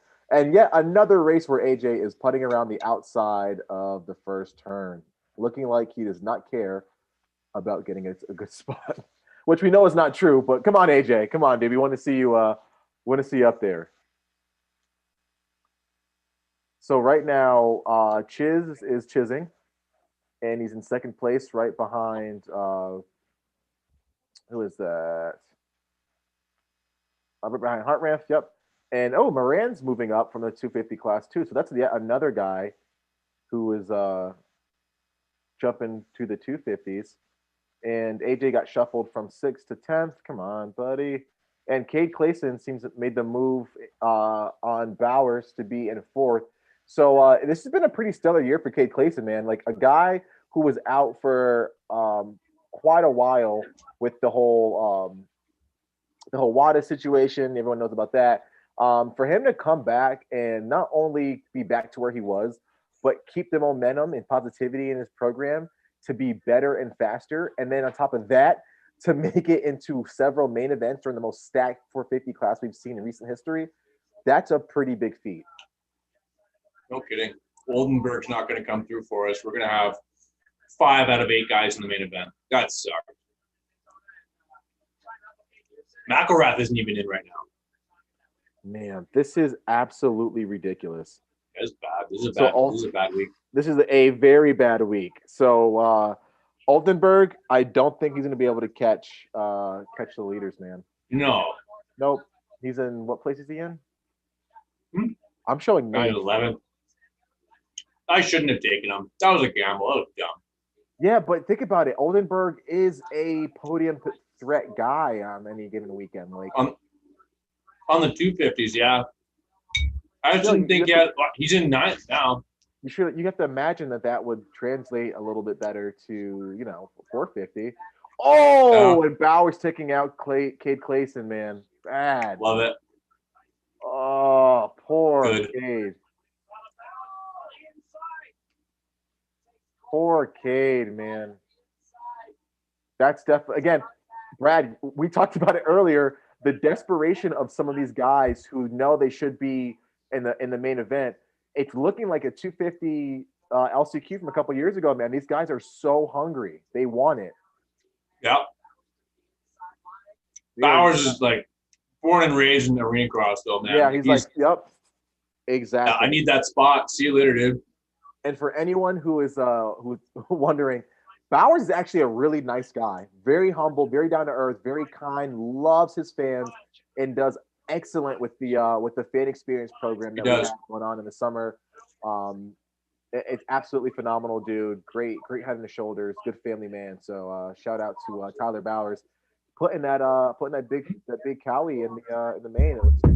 He's got McElrath behind him, so he still has his work to be done, but riding much better than last week. Yeah. Much better. So, Brad, do you think someone like a McElrath after last weekend, do you think that he gained confidence, or do you think he's coming in sort of level-headed compared to last weekend? I think he was given a big slice of humble pie in the main event after having a pretty solid, great qualifying, good heat race. He said, oh yeah, I can race this class, and then it ends up not really fading, but he didn't have a great main event. Turns out those things are a lot longer than you realize, especially now that they're racing 20-minute main events. You don't think about it, but nowadays the races are closer to 21 minutes, whereas there was a lot of races back in the mid-2000s. It's similar lap times. They were racing 16 minutes, the same length as a 250 LCQ or a 250 main event now, which is pretty crazy to think about. Wow. That is pretty insane.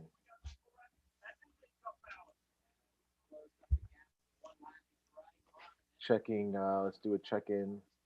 So Tony joined my league and skyrocketed to the front. So he's winning my league. I think Tony's in my league too. Tars feels, so Tars doesn't drink either, so he gets it. Alcohol just makes us sick, man. When you're finely tuned athletes and just athletic specimen like myself and Tars Thomas, you really you don't drink. You don't put just water inside of a Ferrari. You got to put high octane fuel in these bad boys. Is that a good enough excuse? No comment.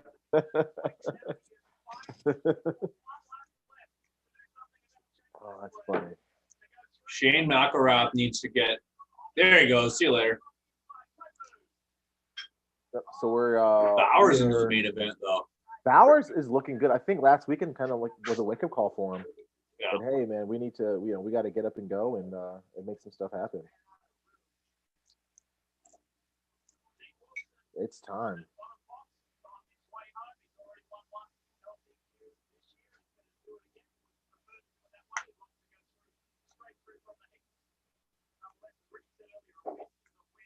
And we got Dino. What happened to your guy Alex Ray? Oh, dude, I have no idea. Honestly, Alex is a main event guy. We all know that. We all know what a solid talent he is. The dude needs to make it happen and put it in more regularly, man. I think we can give him, or actually, that's a good question. Brad and the rest of the chat, do you think we should give Alex the pass for this weekend because he was battling with COVID? Or do you think the second these guys are back, they should, boom, automatically be performing to where they were before they took a break? No, he was in a qualifying position earlier. If anything, he had more time to go home, get ready, get ripped. I actually see Jason on the screen right now. Yep. Walking through the screen. He's pissed. Yep. Not happy. I'm sure with the cat. Yeah, just what is going on there? Once again, AJ Catanzaro, complete non-factor in that LCQ. Bummer. but no, like I think that he's made mains in the past. He should be making mains now. But honestly, like we've in the 450 class, it's already we've talked about it all season long. Most stacked class we've ever seen. With McElrath in the class now, and now we get Dean Wilson back, and we get Max Anstian. That's 3 guys. Yeah. 3 guys that it was already difficult to get into the main event. There was already maybe 2 or 3 spots available to not automatic guys, and before those guys were added. So really, you got to take those positions away. They're like, I don't think there's a single position in the main event that's a given anymore, and that's crazy because we've never seen that. Yes. Exactly. That is a whole new thing, man. Absolutely all new. So let's talk about the tire fire that is our fantasy team right now. I'm currently going to the main events with, I believe, 6 out of 8. I'm missing Oldenburg, and I'm missing Brown. So I'm trying to do 8 riders worth of work with 6 guys. You have 5 out of 8. Yep. Because this is your first Supercross you've ever watched. Yeah, so it's a bummer right now. What are our listeners at right now as far as their fantasy team, and how many people are watching right now, by the way? We have 17 watchers, fluctuating between 20 and 17. We want to know, guys, how many riders do you guys have in the main? Are you guys playing fantasy Supercross, which you should on Pulp Who are you mad at? Who are you mad at? I'm currently mad at freaking Oldenburg, Brown. I'll give it to you. Thury, that's on me. I'll take that blame. But Brown and Oldenburg, you guys are better than this. Come on, guys. I know it's not easy. These are stack classes, but I know, man. Oh, what a bummer that is. What a bummer. We could have had him, Brad. We definitely could have had him. I had to dream. I got greedy. I see that 11 for Oldenburg. I'm like, oh yeah, he makes it in the main. He's good for like a 15. Tony's got 7 out of 8. So I don't know. And Tarj is saying Heart Ramp is having quite the year, man. Not the most successful year. And he poses a good question. Do you think that a rider who's having a bad year, say like a Heart Ramp, who should be up there, if he's having a really bad year, can you ask a team to say, hey, I want to be put down in the 250 class. I feel like I'm not being as successful as I want to be in the 450 class. I want to drop down and have more success and put another bike in another class. Do you think that's a viable option for these 450 guys? Do you think it's smart? Do you think it helps the sponsors, helps them? Like, what are your thoughts on it? Well, I don't think so, because all of the contracts that the team signs to the sponsors are to say we're going to have 2 guys competing in the 450 class, and that's why we're charging X amount of dollars for our sponsorship for the year. I don't think you can change that halfway through the season and say, oh, actually, we're actually going to have 1 450 guy, and we're going to have, or 2 450 guys and one 250 guy. Like, there's some sponsors that are going to want their cash back or some of their money back because their riders aren't competing in the premier class. Yeah. I don't think that there wasn't any rides available for a guy like Hartranft. Honestly, I think he probably would have been better served to go ride a Manluck Yamaha or be like the number 1 guy on Bar X Suzuki rather than be a 450 guy. I don't think he was quite ready for that. Yeah, I can see that. I will say, given his stature, I do think Hartranft is a pretty solidly built kid. You know what I mean? They almost look like he's Drago. Yeah, exactly. I do think like him being on a 250, it just looked like the guy was just like having to really work a little bit harder. It's almost like when we watched Malcolm in 2016 whenever he won that championship. Yeah. There were guys literally just jumping, standing up, flipping the throttle, and doing whatever. Malcolm had to literally almost seat bounce everything just because he was so much heavier and really had to eke out every little bit of power from his Geico bike. So it almost makes me kind of brings me back to that scenario. Yeah. There's kind of like there's a certain line there, right? Because at some point you have the strength and ability to be a man amongst boys, but it gets to the point sometimes when you have too much size on you. You're not able to be as nimble and flexible and explosive as some of those smaller, younger athletes. And I think that's why Hartranft is actually going to kind of find himself in sort of like a weird spot throughout his career because, like you said, he's a tall drink of water. I think he's about 6'1", 185 pounds, which basically is prototypically too big to be a 250 guy. But I don't think that his progression as far as riding the motorcycle and his speed consistently allows him to be most successful in that 12th through 16th spot in the main events for the 450 class. Like, I don't think he's quite there yet. Like, I don't think he still has the same skill set as a guy like Brock Tickle or Benny Bloss or Vince Freezy. Like, he didn't spend the time. And I think that I'd like to see him get an opportunity with a 250 team and continue to cultivate those skills, because to put him on, like, I don't think he'd fare much better on like a privateer 450 team. Like, if he's kind of stepped out of the limelight of having the pressure of a 450 team, like Hep Suzuki is basically like 450 wise the perfect spot for him. I just don't think that his skill wise has progressed to the point where he's going to be most successful in the 450 class right now. And I think that we're seeing that in the fact that he hasn't been up in front. I agree with you, which is an absolute bummer, but I have to agree with you. So we're breaking down and doing track maintenance. Brad, what's your take on this Orlando venue so far? It's a bummer we couldn't get a track change this year, but do you like this Orlando spot? Well, the track not having any changes or many changes at all, I know they keep highlighting the couple of changes they've made. For the most part, it's basically the exact same track, and actually a few of the obstacles have gotten easier. The whoops seem to be a big problem for a lot of these guys. They're not having a lot of success in them. But honestly, Supercross is one of those things where, like, the cream always rises to the top. The fastest guys always find the way to get the fastest way around. It looks like a safe racetrack. We didn't see a lot of passing going on in either main event last Saturday. So I'm willing to bet that we see something similar. I'm thinking that we see no more than one change to the lead in either of the classes for the main event win.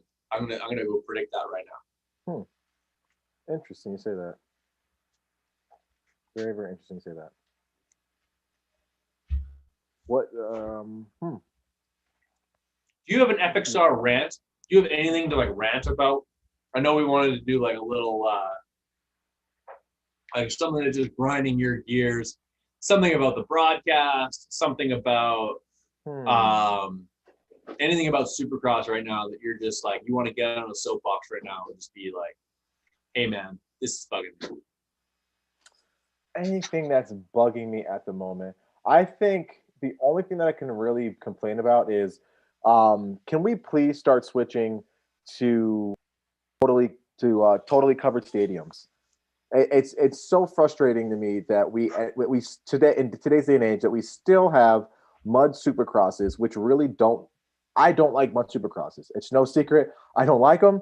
They don't add anything. Mud moto races, cool. We need that. We also have a lot more track. They're a lot wider. We can actually take the run off. I just feel like we're putting a bunch of riders through a soup bowl for Supercross. I can't stand it. The guys go 2 miles an hour trying to ride around like 50cc guys because they can't get traction and they can't jump anything. It's just not a good race for me. It's almost like I feel like if I was a fan and watching that in the stands, I would feel like I got gypped because it's just not fun. Not fun at all. So Okay. covered stadiums. Rad, what's Okay. yours? I'm gonna say the stuff that Feld and Supercross do that is like just for optics. The things that are just like sort of like those PR like feel good things, like the Miss Universe thing, like the Gronk thing, like Rob Gronkowski wins the Super Bowl and like Supercross puts out 4 to 5 pieces of content about him coming to a Supercross press conference in 2018 when he was going to retire. Yeah. Like, he had nothing to do with Supercross. He wasn't interested in Supercross. He had a connection with Monster Energy drink, and that was it. I just feel like Supercross is cool on its own. And if you don't think it's cool, that's totally fine. Like, I feel like they try and leech onto these somewhat these mainstream people that want nothing to do with them, that like aren't embracing them back. Yeah. That like they're almost like that kid in school that's like hanging around the cool kid, hoping that like they'll like become friends. They won't. Like we're our own entity. And aside from that is like the fact that like no matter what state we're in, regardless of the protocols in place, a guy like both the on-floor announcers, who have to be at least 6 feet away from the cameraman, are wearing masks. That makes zero sense to me, because everyone's like, oh well, they go home between races and you don't know who they're interacting with. Yeah. The exact same situation for Lee Diffie and Ricky Carmichael, who are standing 5 feet apart in the booth. So sorry, I don't buy it. So like just the masks for the sake of like, oh, like appease the people at home, I'm not a big fan of that. If you're doing it for legitimate reasons to keep people safe, hey, if that's what you want to do, great. But the fact that they're just doing it to appease people watching at home who might have a problem with it or whatever, I'm not a fan of that. I like the optics thing is something that I can't get on board with. I agree with you. I kind of agree with what Lee's saying too in the comments. Assistant complaints with the announcers, Ralph Emig and Ricky was the peak. I have to agree with that, man. I really liked having Ralph, Ricky, and Jeff. The banter was good. They seemed like they actually had rapport off air, which made it almost seem more believable. Like I was listening to a bench race of informative past pros, not so much like a hokey, I don't know, just interview with like a guy from NASCAR and freaking this random lady and this random guy, and it felt more like you knew what was going on. You know what I mean? So I definitely like that. I think it was much better all the way around. I'll ask you this: we're going to go into the Beat the Geeks trivia contest between the two of us in a few minutes here. But like, all respect to Ricky Carmichael, I love the guy as an athlete, as a spokesman for the sport. Had the guy's posters on my wall for about 10 years during my youth. But what's that? During your youth. Yeah, growing up and stuff like that. Yeah, I still have him on the wall. You're right, Brianna. Thank you. I have a permaplaque image of Ricky Carmichael that lays in bed with me, lays on the wall next to mine in bed. It's actually on her side of the bed, though. It's on her side. Like, I said, you can do whatever you want with your side of the room, and she puts up Ricky Carmichael. But is there anybody that you would rather, who would you replace? If, say, Ricky at the end of the year said, I don't want to do it anymore. Regardless if Supercross wants me to do it anymore, I don't want to do it anymore. Who would you pick to replace it? And maybe get in the comments too. If someone's watching right now and they have some suggestions, I'd love to hear those as well. So I have to keep Lee Diffie, but get rid of Ricky. Is that what you're saying? Yes. You have like Ricky no longer wants to be the color commentator. Who slides into that role? Honestly, I'm just gonna have to go with who I enjoy listening to on a regular basis. I love the commentary for the Outdoor National. I love the banter between between Wygant And Langston. and Langston. So you call up Langston? I call it Langston. I would say Okay. because I mean, not only is he informative, but he also, I feel like you have to walk a line, right? We all know that this is they have to talk and entertain people who have no idea what dirt bikes are and are tuning in, but also guys who are, this is what we eat, live, breathe, and sleep. But I feel like he does such a great job of talking to both parties with the same sentences. So like, instead of being like, well, you know what those whoops are, there's tiny little jumps that the guys have to blitz across really fast and like blah blah blah. Like the way he says it is not like that. He says it in such an informative way, but it kind of dumbs it down enough that anybody could kind of understand it. So that's what I really like about him. And this the banter between him and Wygant feels so real, especially if you know some of their inside jokes and stuff like that. Yeah, it's similar to like maybe to a lesser extent the two of us watching a race. Like, yeah, it's like almost like having microphones on two buddies watching the race together. I really like it. Exactly. Okay, so we got 6 minutes left in before the 250 main event. We still have to do our predictions. So let's get into some trivia questions. I've got 5 for you. Hopefully you've got a few for me as well. If you don't, you can come up with some off the top of your head, and they'll be a lot easier than mine. But let's start things off with what I consider to be a pretty easy one. Brianne has a picture of them beside her every night that she sleeps over here, which is quite often. Hashtag freeloader. What brand of boots, aside from Alpine Stars, did Ricky Carmichael wear during his career? Oh, it's Barrick. How do you say it? With the eyes? Barracks. Barracks. There we go. Yeah. Barracks. Yes. Nice. There we go. Good one. All right. Solid. There have been. Oh, yeah, sorry. go for it. No, sorry. No. Okay. I'll go. So we were just talking about the Bear, Tyler Bowers. How many Arena Cross championships does Tyler Bowers, aka the Bear, have under his belt? 5. 5 titles? Yeah. What makes you say 5? I'm almost 100% certain you got 5. It's 4, 2011 to 2014. Okay, missed one. Like I was thinking it might be 4, but I wanted to be confident and say 5 right away. So yeah, all right. I got one wrong. Okay. Name 3 non-American riders who have won championships for Monster Energy Pro Circuit Kawasaki. Non-American. I have a list of 4. That have won 3. They have won championships for Mitch. GL. Yes. Porcel. Yes. I do a throw. Pichon. Yes. That's Ooh. all 3. 3. The 4th being Ben Townley. Townley. Yep. Okay. Who was underrated, by the way. Very underrated. He was hurt all the time. Okay, go ahead. Okay. This one's kind of a weird one. So Star Racing Yamaha has completely beefed up their amateur and rookie 250 team. Can you name all of their amateur A/250 rookie riders? Currently? Currently. Okay. Levi Kitchen. Yep. Nick Romano. Yep. Jarrett Fry. Yep.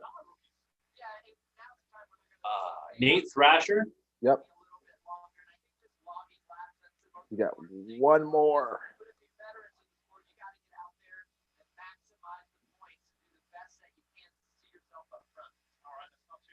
LeBlanc.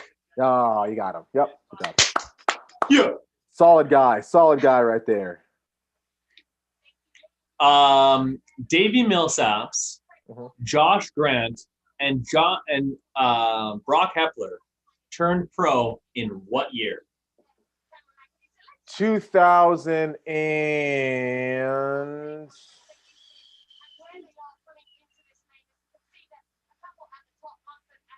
2004. Woo! There it is. I'm the Solid. only one that's got one wrong so far. 3 in a row for Dave. I like it. Solid.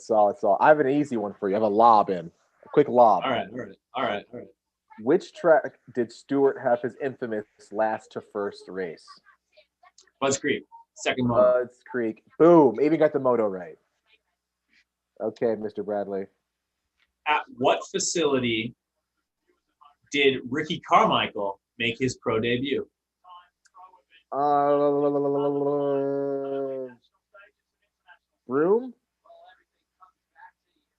Broom never had a national. Broom Tioga? No? Nope. Dang it. I thought it was Broom. Steel City.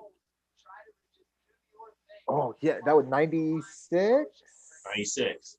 Yeah. Okay. Steel City. Oh, yeah. I'm thinking of like 05, 06, what most people go pro at, and it was Loretta's was right before Broom. Yeah. Okay. So boom, one for me. Wrong. Come on, David. All right. This is a little obscure, Brad. In what year did Mike Brown race his super badass CRF 250?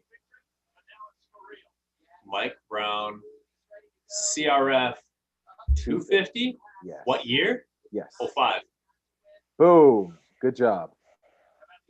That was that was easy. That was it. Hey, we had one year with YOT in 04.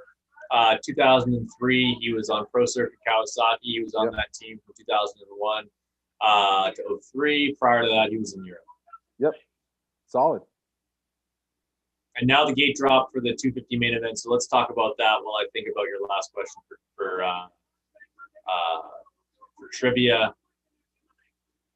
Cooper should have picked him for first lap leader. And Martin's down.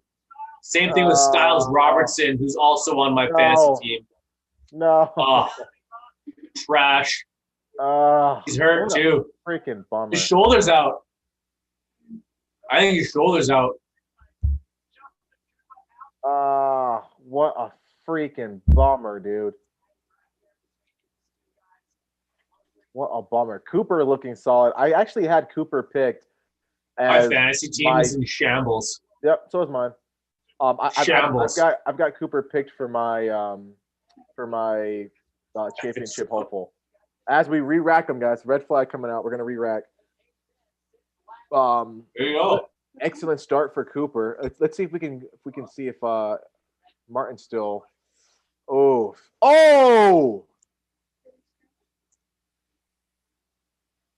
Did you see that, Brad? Did you see Macadoo hit the medic? Macadoo just hit the downed rider. Who was that on the ground? I think that was Amart, wasn't it? No, I think that was Fry. It looked like Amart was down in the other section. Okay. Oh, that was brutal, man. Oh.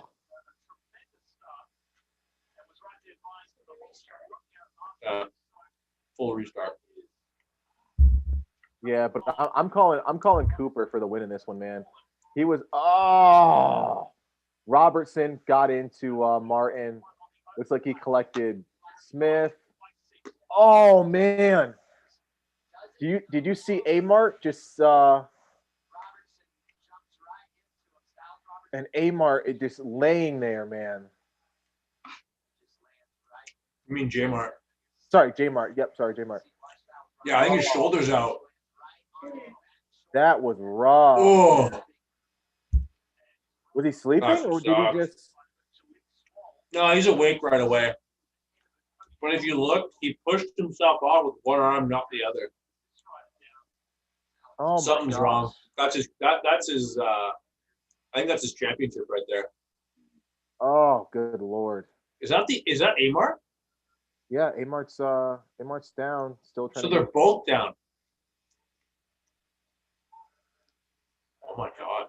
Oh, that's rough.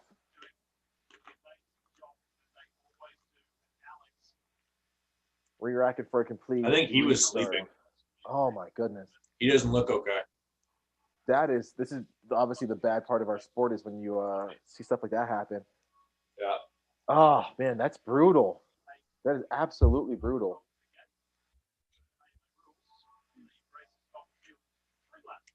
Have you ever been part of a red flag restart?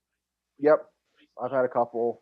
I don't think I can't think of maybe one or two at all in my 20 years of racing where I've come around on the first lap and seen a red flag. Yep.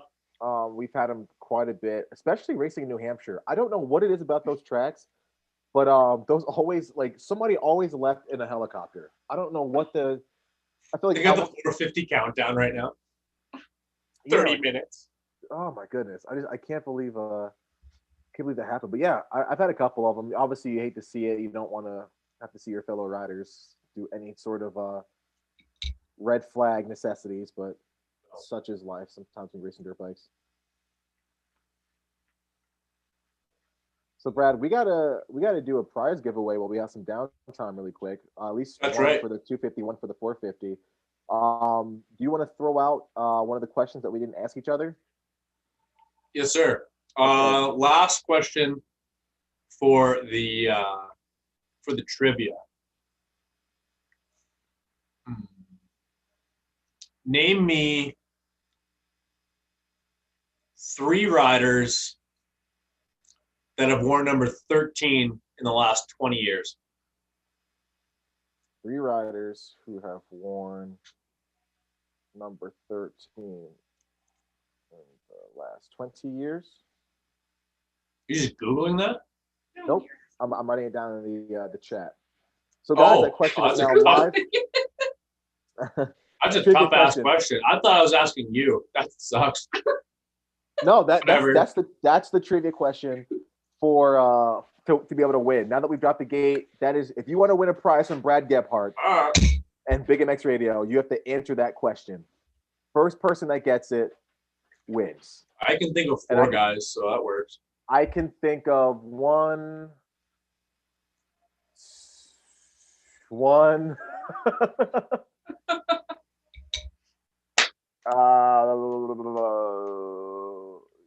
Yep, one guy. So have fun with that one, guys. You're amazing. And the one guy that I'm thinking of, I don't even know if he even knows what a dirt bike is anymore.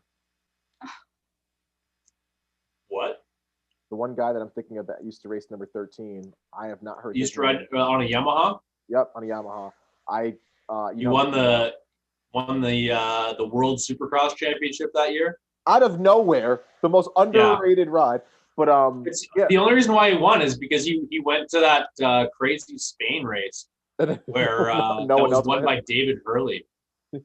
Daryl Hurley. So we've got so that's the only one I can think. I can't think of anyone else in the last 20 years that would. Oh wait, nope.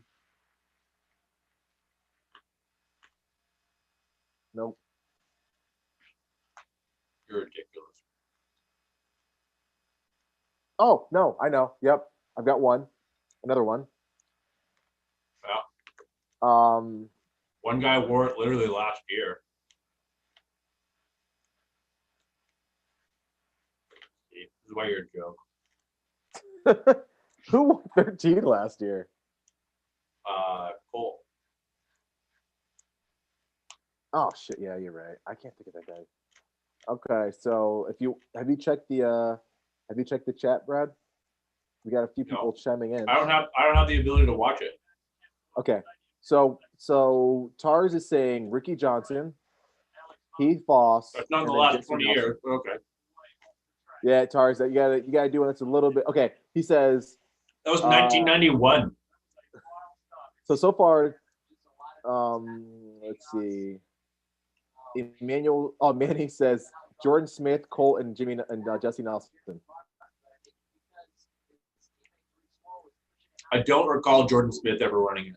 Neither do I. But Jesse Nelson did, and so did Cole. So come on, guys.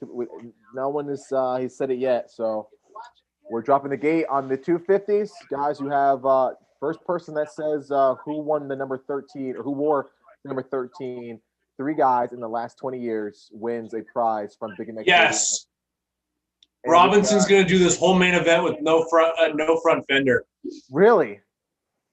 I love that. He doesn't deserve it, I guess. It was hilarious. That is Okay. about as goon as it gets. No front number plate or no front fender. So, Dude, that would look so weird not to see a front number plate out there. You're like a speedway racer. I've got absolutely like nobody right now on my fantasy team. So right now I'm looking at Zeros. Yeah, not very much. Oh my goodness. That's okay. 78 points right now. I'm out a grand total of like $110 this year for fantasy, and like this garbage that I've had to deal with is more than like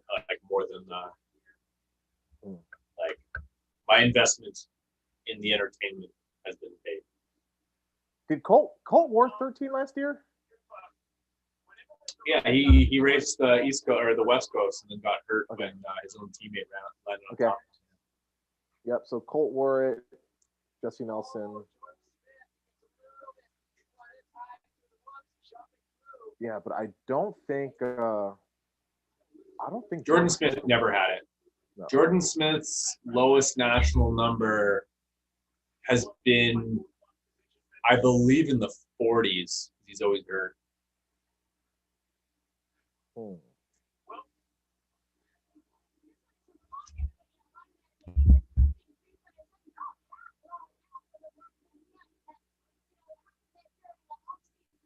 How about Jalik Swole right now? Yeah, how freaking awesome is that, man? Jalik is like a rider that I had a lot of come out with a lot of promise. He had a very successful amateur campaign, and I believe he won the Horizon Award too. And if people don't remember, it was him and Jet Lawrence who were battling tooth and nail, toe to toe, like tit for tat. And Jalik Swole ended up besting him at Loretta Lynn's, which is pretty freaking remarkable, seeing as how he's one of the fastest guys right now. That being Jet Lawrence. So as Jordan Smith looks like he got ejected from the bike, and it looks like the whoops did him in. Oh, he was struggling with those. The 250 guys are struggling big time with. They're having a hard time on those whoops, man. That is such a bummer. And again, this kind of just goes along with the year that we see Jordan Smith having. Such a bummer. He got like rocket launched into the landing of that jump. Like he got catapulted. Exactly. Wow. They're giving away his jersey for the top scorer in Pulp Mix Fantasy. Clearly not someone who has him on his team. Oh, dude, which sucks, but man, what a freaking bummer that is, dude. If you picked Peters or Wageman or Supercross, you are like printing money right now. Yep. Which is what we should have done. I should have picked Supercross, man. Honestly, I probably should have picked Subs because he knows how to put it in the main. Hammaker down. Oh boy. Yeah, that's just the stalwart of my fantasy team is just letting Marchbanks put him on the ground. Man, what a bummer that is. But still, if anyone has picked Hammaker, he's still giving you a maximum of 52 right now. So right now, if things stay the same, I've got a healthy 78 points. Freaking amazing. I don't know how I'm. Oh my God, that's so bad. It's so horrible. Oh man, carnage everywhere. Holy crap. We got Harrison getting punted over a berm. Love it. Really crazy. Holy crap, dude. Oh wow. How insane is this? This is like pure comedy. This is like an LCQ main event. It is, man.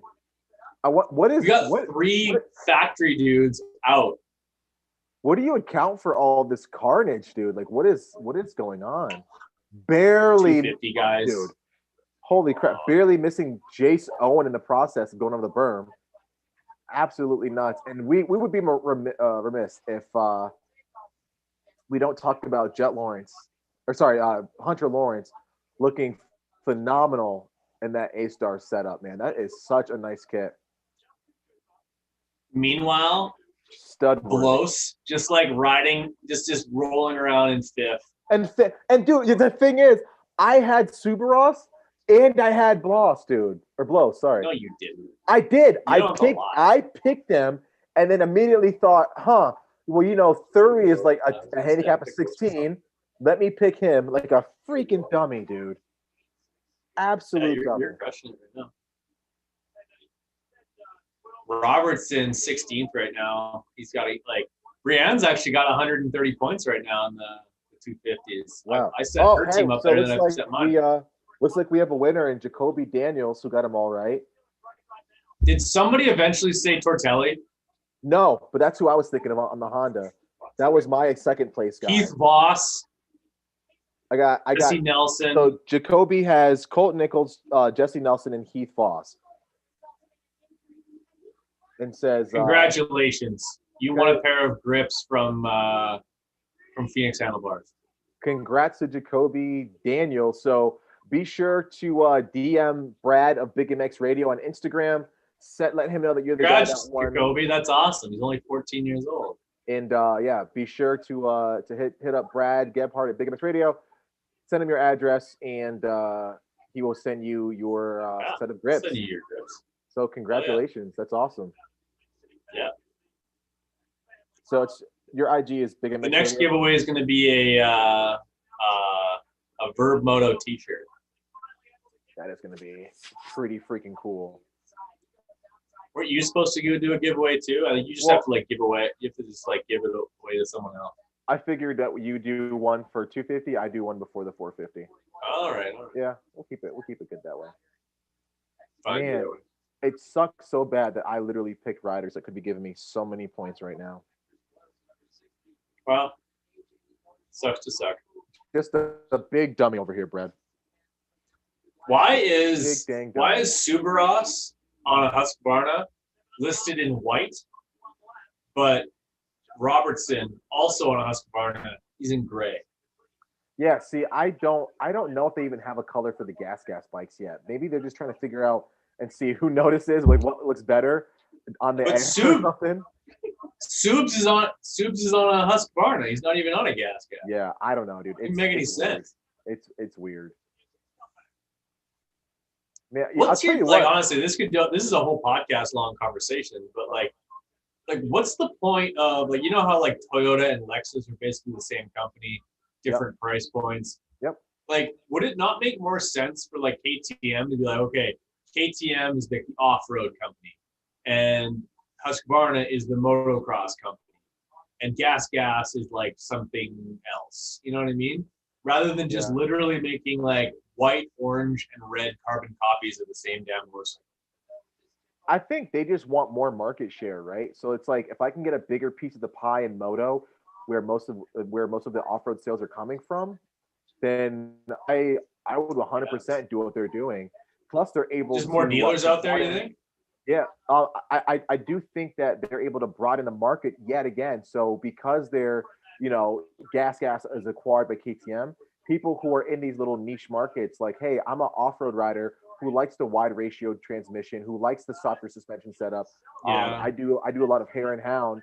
I'm going to go for gas now instead of maybe like Yamaha and build it myself because they're acquired by KTM, and I know KTM R&D is solid. So I think it's just a lot of factors: brand familiarity, widening the market, more of the market share. I think they're honestly controlling. They're controlling the whole dynamic right now. They're kind of setting. Well, they've got literally 3/7 of the whole thing. Like they've literally got more than a third of the market. That's insane. So I think they're shaping the market. So that's pretty freaking remarkable, man. I definitely think. Well, I'll put you this way: like if you're a dealer and you were a Suzuki dealer and you barely have off-road bikes, and you only have like a 250F and a 450, you barely like your 85 is antiquated. You don't make a 65 anymore. You don't make a 50. I guess you like the JR 50. Like, would you not want to change, like, to like basically drop Suzuki and bring in gas, knowing that they have electric bikes, 50s, different levels of 50s. You know what I mean? Like, nobody has a bigger catalog than KTM. And if you just switch your dealership from a Suzuki to a gas, like, not only can you now service all 3 brands, you're also like you have more, just more things available. No, I agree with you. Like in terms of being able to offer more to your customer base. Yeah, that broadens your customer base, man. Like, how many people do you know are going out and buying an RM65 or sorry RM85? Nobody. Like, you know, everyone that wants one got one in the 80s. No one's really buying a RM 450, or if they're looking for a 450, they're, I don't know. I feel like you're going to be able to sell to a lot more people because you have more to offer them, right? There's a lot of people that are like, hey, I'm kind of don't want a 450 or a 250. I want something that's a little bit smaller but still full size. Well, RM doesn't make a 125 anymore, sorry, or a 252 stroke. So, like, you know, gas, we've got 125s, we got 150s, we've got 252 strokes. You know, like we even have a 300. Or, you know what I mean? Like, there's so many options out there to really pinpoint and fit every niche. And I think just from a customer satisfaction standpoint and from a sales standpoint, that's where I'm putting my money on. Now, the whole question about is, you know, Suzuki even competitive on the track? That's a whole separate conversation. But when it comes to customer satisfaction and what's going to actually get you more people looking at your product line because there's more choices for them, I think it's a no-brainer, the KTM Husky gas lineup. Without a doubt. No, I agree. Dude, how many guys are going to go down? We're going to have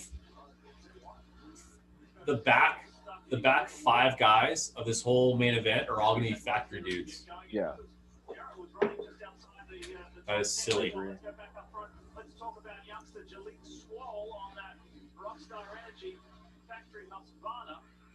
Swole in 4th. Should have picked Swole. Good note. I wasn't calling that though. Like, me neither. Good on him. Like that. Like, I don't think he was a high pick trend. Yep. It looks like he was 6.7%. So that's actually that's not too much. And, you know, given the year that he had last year, this is a step up in the right direction for Jalek Swole. He looked like a typical timid, unsure rookie. We weren't sure if he was going to have, you know, the true flashes of brilliance that people said that he would have. And it looks like he's delivering, man, for a lot of people. Like, that's really really solid. How many times have you and I talked about these rookies that come in and they're, you know, everyone says they're the next baby Jesus out there. They're amazing. They have these big factory contracts out of Loretta Lynn's, and then they don't perform worth a damn. And now the factory's sitting there, you know, just sucking on their finger like, oh, well, we thought this kid would pan out. We paid him a bunch of money. Sorry, now his career's over. Where Jalek seems to be breaking that mold right now. Yeah, he is. I think this is a really pivotal year for Jalek. But I think that his natural ability, and I think that is going to take him a long ways. I think that because we haven't really gotten to see what's inside, I think he's going to go surprise some people out there. Yeah. No, bad night for Robertson. Should not have put him on the team. Yeah. Is that who you have? Yeah.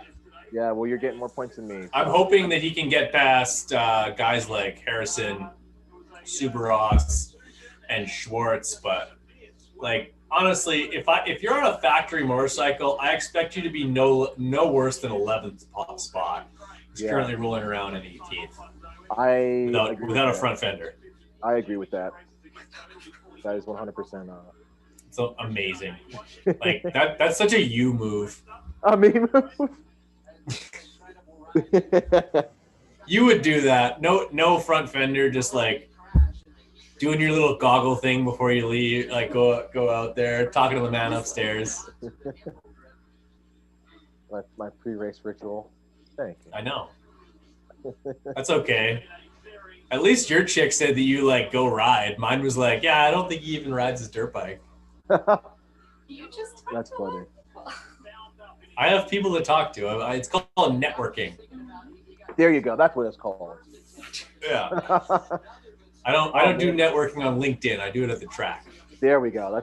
That's where that's the right LinkedIn right there. That's Moto LinkedIn.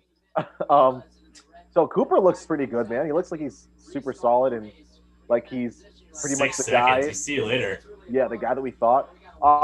Who do you think is going to be the biggest competition from him? Is it Jeremy Martin, or sorry, was it Jeremy Martin? That was. Well, it was Jeremy Martin. Now it's probably Macadoo now. Everybody at like literally the 3 of the 4 best guys in the class smashed themselves tonight and didn't race. Like, like this class didn't exactly become the East Coast Championship, but it might as well be, given the fact that we literally have 4 factory dudes out at the first main event. This is unheard of. What did Crown just do? I don't know. What?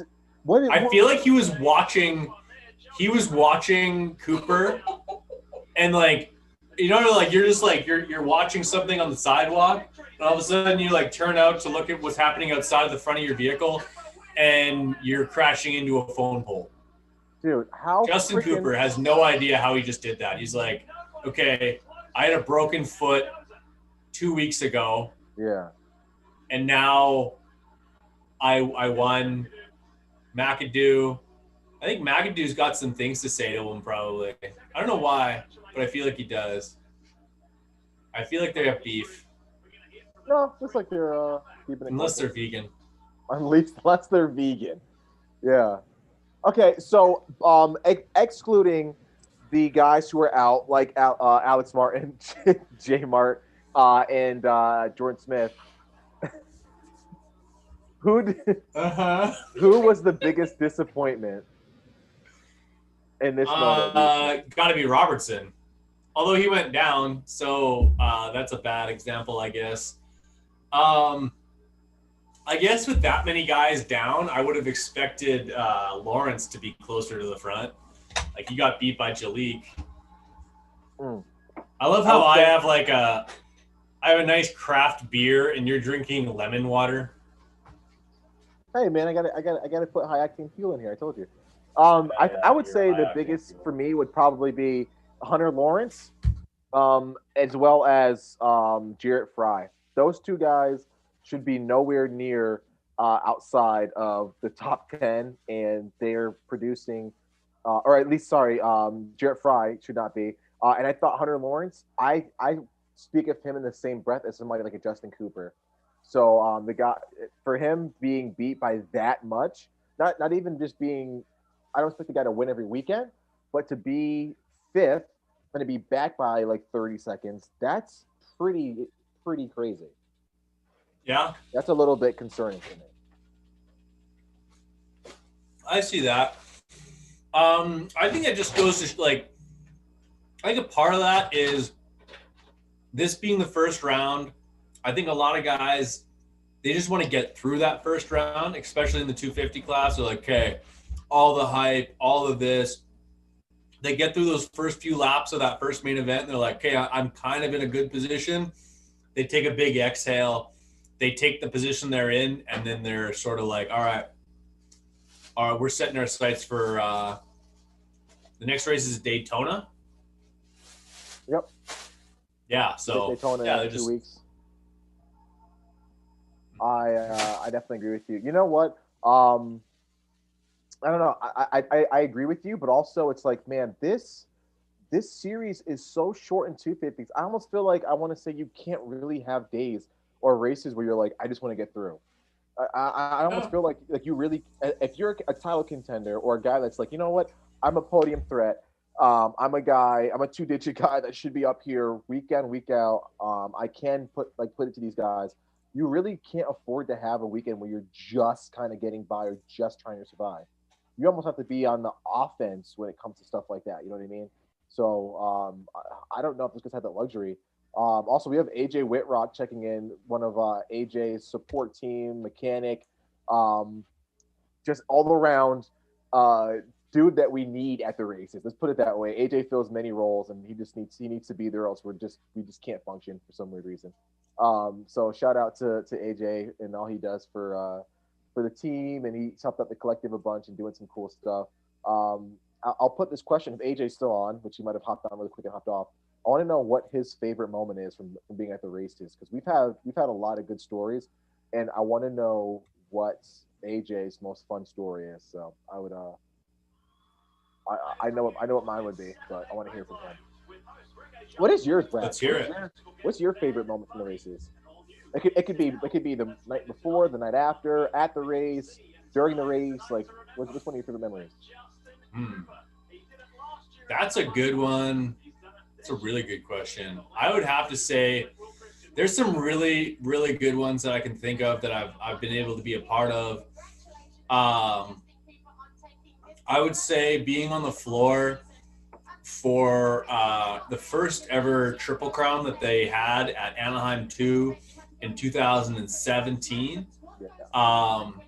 Just such a monumental moment where we'd never had a race like that, and it just seemed like the races were just boom, boom, boom, boom, boom. The dynamics throughout the race was really, really interesting, and that was really cool. As well as you and I were both at this race last year in St. Louis, where Roczen got his first win since 2007 when he hurt himself. I was in the building. You were in the building for that as well, if I'm not mistaken. And then to see him basically arrive back as a contender and a winner within the sport, that was cool to see last year in St. Louis, to be on hand when he comes back.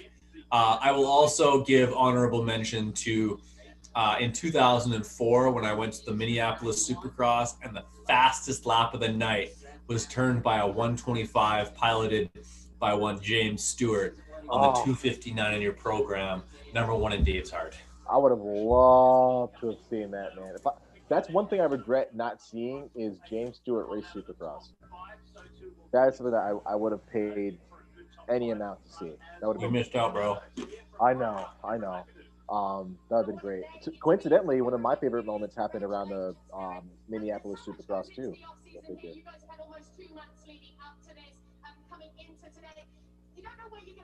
What did AJ say? So AJ said Minneapolis 2018, which is the same as mine. So that mine is Minneapolis 2018 when we got the chance to. I was at that one. Well, yeah, I think so. But you didn't stay with us. So it was me, AJ, Jason Cavanaugh, AJ Catanzaro, Moto Tape Mike, and there's so many other people were all at this one race. We all had a blast. It was a really good race. However, outside, it was blizzarding, which, we're no secret to the snow. However, I drove my trusty Jetta, and half the industry all got these small rental cars. So we ended up being just stuck in pro parking, to the point where everyone's trying to help everyone shovel out. Everyone's dropping bikes and falling. Big James Stewart is helping push people out, helping us push cars out. And we end up finally moving. And literally the group just drove around in circles, helping out people in the city for an hour or two, break loose and get going again. Then we all went back to this humongous haunted Airbnb that we had. It was a huge old rickety house, and we all played Clue until like 3 a.m, just eating, having fun, having a blast, and that was probably one of the most memorable, funniest, awesome times I could think of. Fair enough. Were you there in Millville? Well, we both were there 2 years ago when there was muddy and crazy crap, people trying to get out of the parking. At the end of that day, I think you said there you had a story of like helping somebody get out. Yeah. I got out all on my own. I picked the perfect spot, little high ground, held the throttle wide open, got myself out of there, no issues on the the Ford F-150 after talking to Grant Langston for like an hour and a half. That guy will talk your ear off. The only reason why he walked away from me because he needed a new drink. But that is not a lie. But actually, what was worse than that, and actually, if I'm thinking about it, all 3 times that I've been to Millville have been like there's been some element of mud. Yeah. Is myself and Jason Thomas, Pulpamex / Fly Racing fame. I was the only person who did the VIP fan experience with him back in 2013. It poured buckets during the 250 race where he would have rather to be back at the truck watching on the closed circuit television that's in there. And I had him sitting next to me underneath, like we're on the hill, that like slippery slope hill right next to the finish line. Yep. Him and I are huddled underneath one of the bigger umbrellas, and we're just like kind of staying out of the rain. I'm shoulder to shoulder with JT Money. It was hilarious. That's awesome, man. Yeah, I do remember that. It's actually the first race I brought Mary to. You were there for when we had that mutter at Millville. And we were having a walk around super slow so we don't fall down the freaking muddy hills. Yeah, and, she was filthy then. She's filthy now. I'll tell you said that. We actually got helped out. We had Mary's little RAV4, and Barsha had to help us get out a little bit. So he was helping us. That's right. Justin Barsha helped you out. That's stupid. Yeah. So that was I was grateful, and he rented like some like C300 Chrysler or something, and he was in worse shape than we were. So there was no help in him. I was like, dude, you got to get a dozer. But yeah, that was the first time I like drove Mary's car, and I'm just red line revving it, being pushed by Justin Barsha, like finally make it through all this mud, man. It was pretty fun. Good memory. She was freaking out, but I was like, whatever, we'll get through it. I like it. Yeah. Do we have some listener questions that people could sauce in there?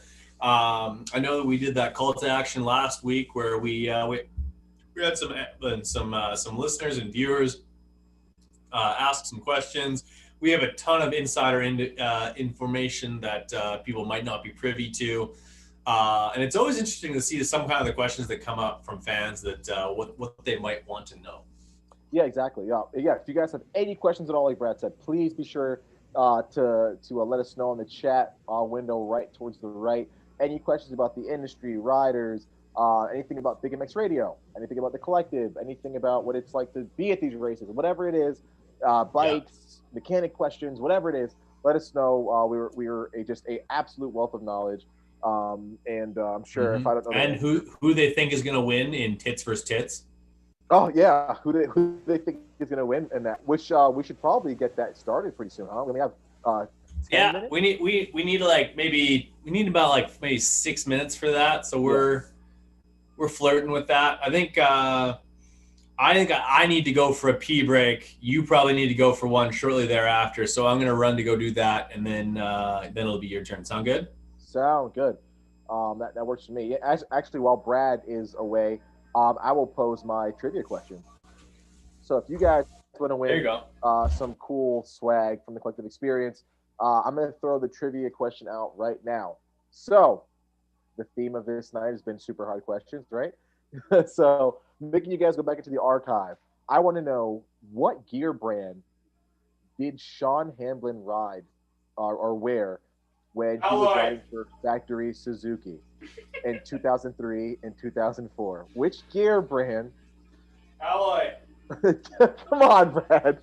Which gear brand did Sean Hamblin ride? Stop. It's so gross. Which gear brand did Sean Hamblin wear when he rode for Factory Suzuki in 2003, 2004? That is one gross student right there. So if you guys let me know what you guys think as far as try living with him. Let me know if you guys know the answer to that. Sick. Did anyone guess it? Technically, that's not true. If they're really Moto Knowledge fans, they'd know what gear that he wore at the beginning of 2002, and then what gear he was told to switch to because of it was a team deal throughout the balance of 2002. That is a trivia question. That certainly is a trivia question. What year? Like, I'll ask this to you. This is my last trivia question for you for the night. What gear brand did Sean Hamlin wear for the first 3 rounds of the Lucas Oil Pro Motocross Championship? Although it wasn't called that back then. I think it was a Chevy Trucks Pro Motocross Championship back then. And then what year did he wear for the balance of the year? What year was this? Hamlin. 2002. 2002. I want to say he wore no fear. At one point, yes, he finished off the year with no fear. What did he wear before that? It wasn't alloy. Alloy didn't come out till 04. Maybe Shift? What's up? No. Was it Shift? Huh. Hamlin in 04. Huh. Or 2002. Hamlin 2002. It wasn't Fox. Wasn't Thor.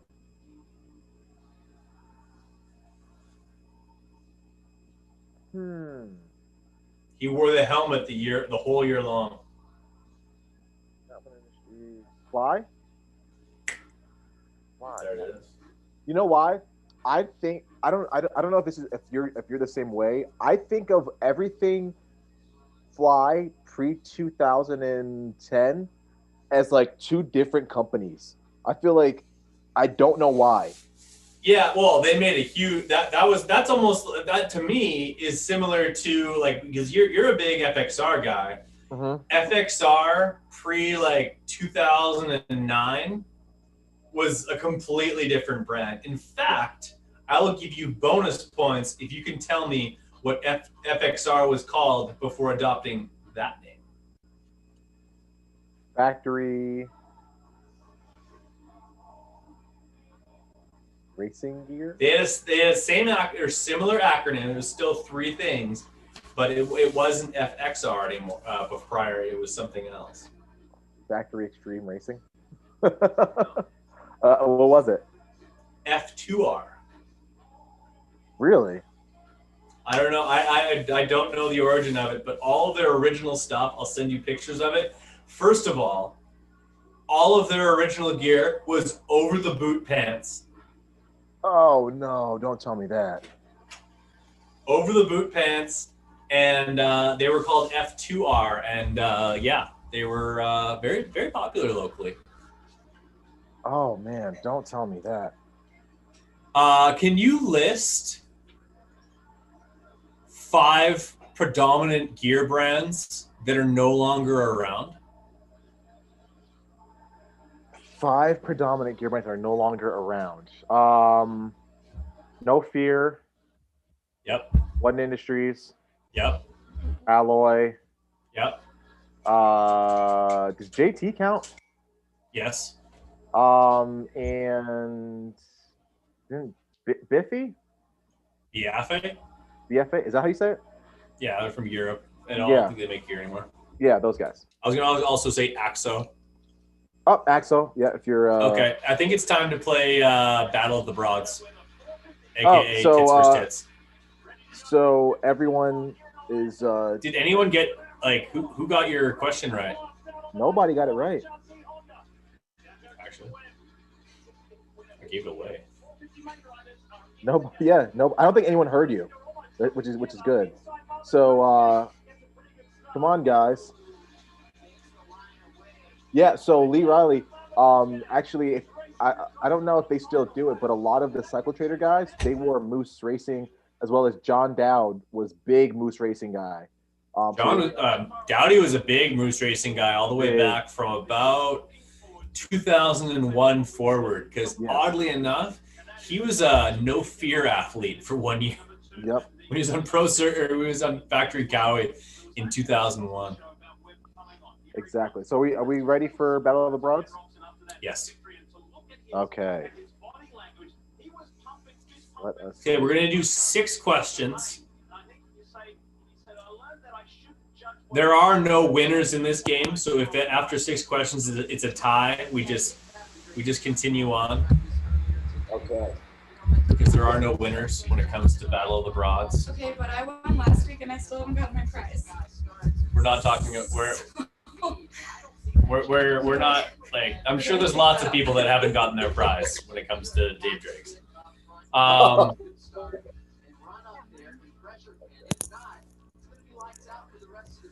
Okay. Mary Claire, are you ready? Mary Claire, are you ready? Oh, Dave, can you go over? You're too big. how's the audio? Audio's fine. How's yours? Good. Wait, this is unrelated, but did I just hear you say that Barsha was the person who pushed my little RAV4? Yeah, wasn't he? Yeah. I'm so undeserving of like all the backstage stuff that Dave takes me to. I had no idea how cool any of the stuff was that I was doing. Yeah, you think he's just like some scruffy looking guy with blonde hair. Like, thanks, guy. They were also nice. I don't know. I guess they didn't act stuck up or anything, but That's okay. All right, so question the first. How many national numbers are available every year? How many national numbers are there in the in AMA Pro Racing? 99. when you say numbers, do you mean double-digit numbers for their jerseys? Essentially, that's what I'm asking, yes. How many numbers are available? Because then 99. Okay. They both get a point for that. Dave, next question. Good job. Good job. Okay. I think the one I got is like maybe a little bit. Well, okay, what is it called when one of the racers reaches the first turn first? What did that person just get? On 2. On 2? What does that mean? On 2. On 2? I don't know what that Isn't that a phrase? No. No. What is it? Go ahead, Brianne. A hole in one. Whole shot. Okay. That's better. Is that what it is? Yeah, it's a whole shot. Okay, Brad, your turn. Okay. Your face. One for 2 for Brianne, 1 for Mary Claire.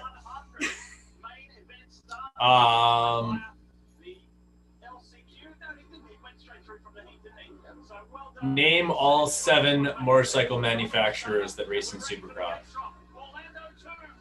Honda. Yamaha. Yeah, do it together. Honda, Yamaha, KTM, KLX. Suzuki. What is K what? She's saying KLX because she rides a Kawasaki KLX. Cianciarolla's out front. We might have to do So can I get a point for that? Battle of the Broads after the main event. Yeah, we might have to do that afterwards. I thought we were the main event. Or You guys actually, are not. no, actually, that might be actually a solid one. We could say Brianne just won 2 in a row. That was solid. No. That was solid. Okay, so we've got AC out front, freaking blazing. You think he can hold on to it though? That was my question to you. God dang it, Brad. I was just gonna ask you, can he go the distance in this race? Because like we said last weekend, he's hurting. He's nursing some injuries. Is this 100% AC? Is this 80% AC? Is this 70%? Like, do you think that he can keep it on this whole time? I think that he'll go no further back than about 3rd. I think you'll know at the 15-minute mark if he's getting caught like crazy. If he's going to be a really solid, like if he's going to be moving forward. I don't think that AC would go for the start, like a whole shot, if he wasn't thinking that he could move forward. I also have confidence in the fact that he he rode during the week and was training. I think that he's been like, if he Marty goes down, my God. Like the fact that he was training during the week and riding at Stewart's place there in Haines City, I think that's a good sign that he's feeling healthy enough to be pushing the pace. So I think I like him right now. And with Webb in second spot, like I think AC has a mental edge over Webb, and I think he might even have a speed edge. We might be watching Adam Cianciarulo get his first win right here. I do like that. Now, when you said a mental edge, I don't think that when it comes to mental fortitude that AC can best Webb. Webb is just on another level, super fast, super solid. And I don't know, man. I just think Webb is just a next level. I feel like if he wanted to, he can kind of get in the head of AC and make something happen. What about an entire like amateur career of AC feeding Webb his lunch? Like, is there not a little bit of that left over? I don't know about that, man. Honestly, I almost feel like the AC of amateur days. I feel like he's almost like not even in Adam's mind. I think he sees himself as like a pro rider. I don't think he even thinks back to those instances. So that might not even be at play right now. Fair enough. You know what I mean? So this is the first time that we've seen Roczen have to go through the pack and push through the front. Is she as good as that? As good as at doing that as someone like a Roczen? Or sorry, someone as good as a Tomac or maybe even, I guess, Muskin's been doing it quite a bit. Can he get done as efficiently as these guys? He doesn't slide through the pack as well as those other guys do. Yeah, a bad start was not what you want to see from Kenny, but I think that he's gonna get Stewart, he's gonna get Barsha. Wow, Tomac. But yeah, no, I think he's in a good spot. Anderson, after didn't he win a heat race? And then now just sitting in 11th, like just more of that. Osborne 8th, ugly. Man, Roczen, dude. But look at the tail end. Oh, Ferrandis, he's on my team. What is going on? Man. Oh my gosh. Eli seems to be overriding the track quite a bit.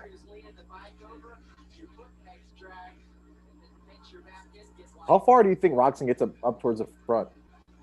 I think he gets 4th, maybe 3rd. Does this, if that happens, can we say that Roczen would have the mental wherewithal just to be like, you know what, whatever, it's a bad race, put it behind me, or does this start to have him set the pace? He's got 2 weeks to shake it off. Yeah. Like they're not even racing next weekend. The crazy thing about this championship, like I said on your Foul Plug show, is that in the same time that they had 4 races for the West Coast 250s, they're going to have 2. Yes. Yep. That's crazy. I agree. That's going to be a pretty interesting setup. And with only one race here, 2 weeks off, and then 1 race in Daytona, and then 3 in Atlanta, like this West Coast championship isn't really going to heat up until basically 3 weeks from now. I agree with you. That is actually a really good observation. We're still looking for someone to let us know who Sean Hamblin wore for Gear Company in 2003, 2004 when he rode for Factory Suzuki, guys. Come on. If you guys want these prizes. He also rode with it in 2005 when he was Privateer Kawasaki rider number 28. Yep. Exactly. So if you guys know that answer. The first Monster Energy Pro Circuit, basically the first Monster Energy Pro Circuit team that ever existed. 250 rider, right? Yeah. First 250 guy? 252 stroke. Well, that bike was awesome. With his mechanic Toast, who was working on it. Great nickname.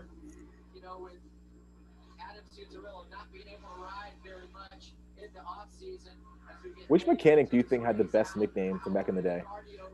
I'm gonna say that it was probably Toast. I like not Langston. Hoodie. Hoodie. I would say I like Hoodie was good shit. Ryan You know why they Hughes' call guy. him Hoodie? Why?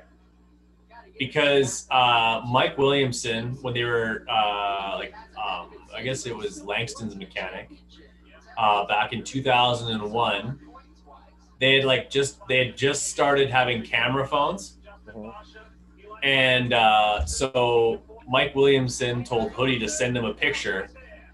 So he pulled down his pants and sent him a dick pic. Yeah. And Oh Hoodie was no! uncircumcised. I knew it. The minute you said pulled his pants down, I was like, oh no. Yeah. So Mike Williamson asking like what is that? He's like, that's how the good Lord made it. It's in the storage room on the wall. Oh my Yeah. goodness. So that's why they call him Hoodie. I shouldn't have asked. But no, I think Hoodie was like one of my favorite mechanics that I used to watch work on stuff, man. Like he just looked like he had so much fun working on bikes. And looks like he worked for AC Austin Politelli in the Canadian Championship back in really? 2014. Yeah. Oh yeah. Looks like we got Tomac. We got AC and Webb. AC and Webb. Back and forth. I wonder if AC can get him back, man. That would be pretty stellar if he got him back. It's pretty rare that we see they're racing each other hard. It's pretty rare that we see people kind of get into Webb's head. So I don't know if it's gonna happen, but pretty cool. Absolutely. I'm definitely digging that. Oh man, I really hope Bowers is out. Ferrandis 20th. Love it. So how are you looking right now for fantasy points? Health Mix Fantasy. I have a grand total of 147 points. Oh wow, you're doing just as bad as I am. I'm at 136. So we don't know what the heck we're doing. I'm 5,000th in the league right now.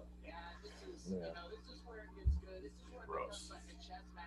How awful are these picks tonight, man? Good Lord. Yeah. I am not good at this. That's a bad week. Tough week though. Yeah, it's whenever we come out, fresh into a series, it's always difficult, right? You don't know who's going to be there. You don't know if the rookies are actually going to be solid or not. So, can't beat ourselves up too bad. I think Roczen's playing it pretty smart right here, where I think he's going to try and see if Barsha and Tomac are going to play cat and mouse and probably screw each other up and then just do slow each other down, then you pass both of them. And then just do a sneaky web pass like Webb pulled last weekend on a bunch of guys and just get 2-for-1 specials. Yeah, when he passed Brayton for the lead there. Yep.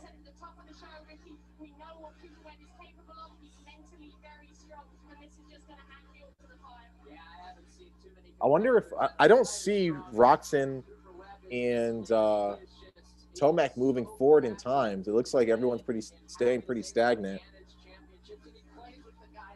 Yeah, if anything, Cianciarulo is moving further back to Muscan, and then Webb is extending things a little bit. Yeah. But honestly, it's funny.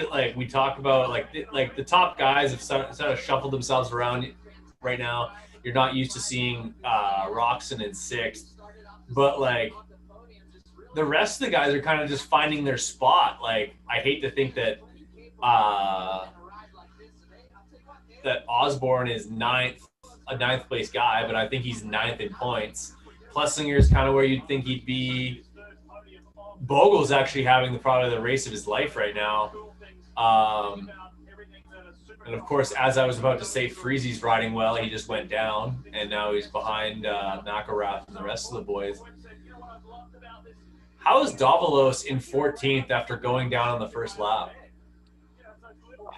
Your guess is as good as mine. Maybe we underestimate Davalos too much. No, I expect lots out of Davalos. He's really fast. He just makes very questionable decisions with his motorcycle.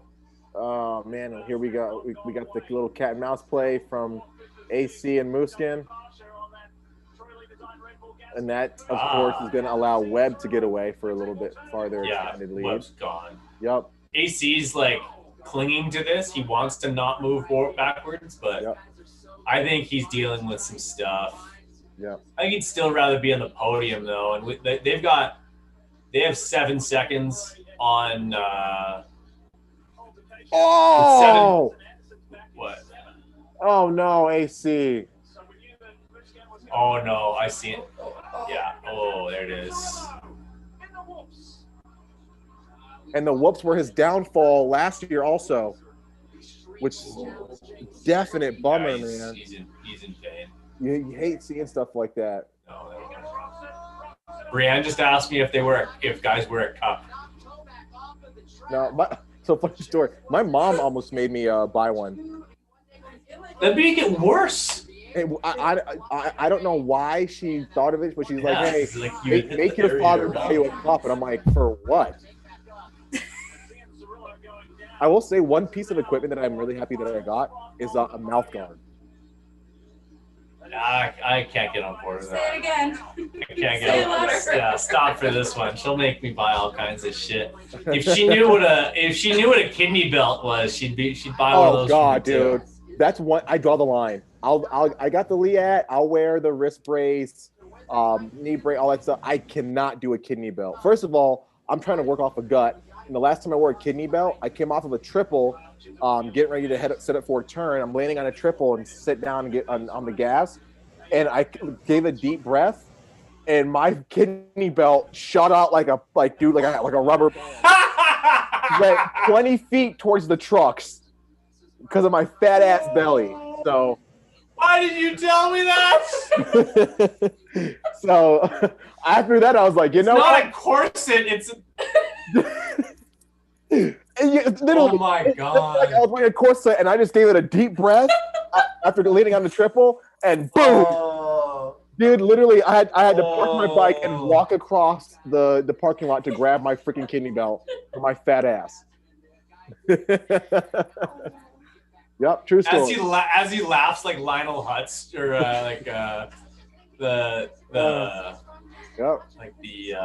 doctor from The Simpsons.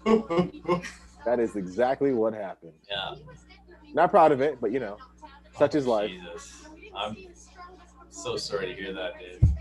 So AC dropped out, obviously, which is a super bummer. Hope he's nothing too serious. But this does give Roczen an opportunity to at least get on a podium. So he's looks like Roczen is 10 behind Webb through the 7 behind Muskin.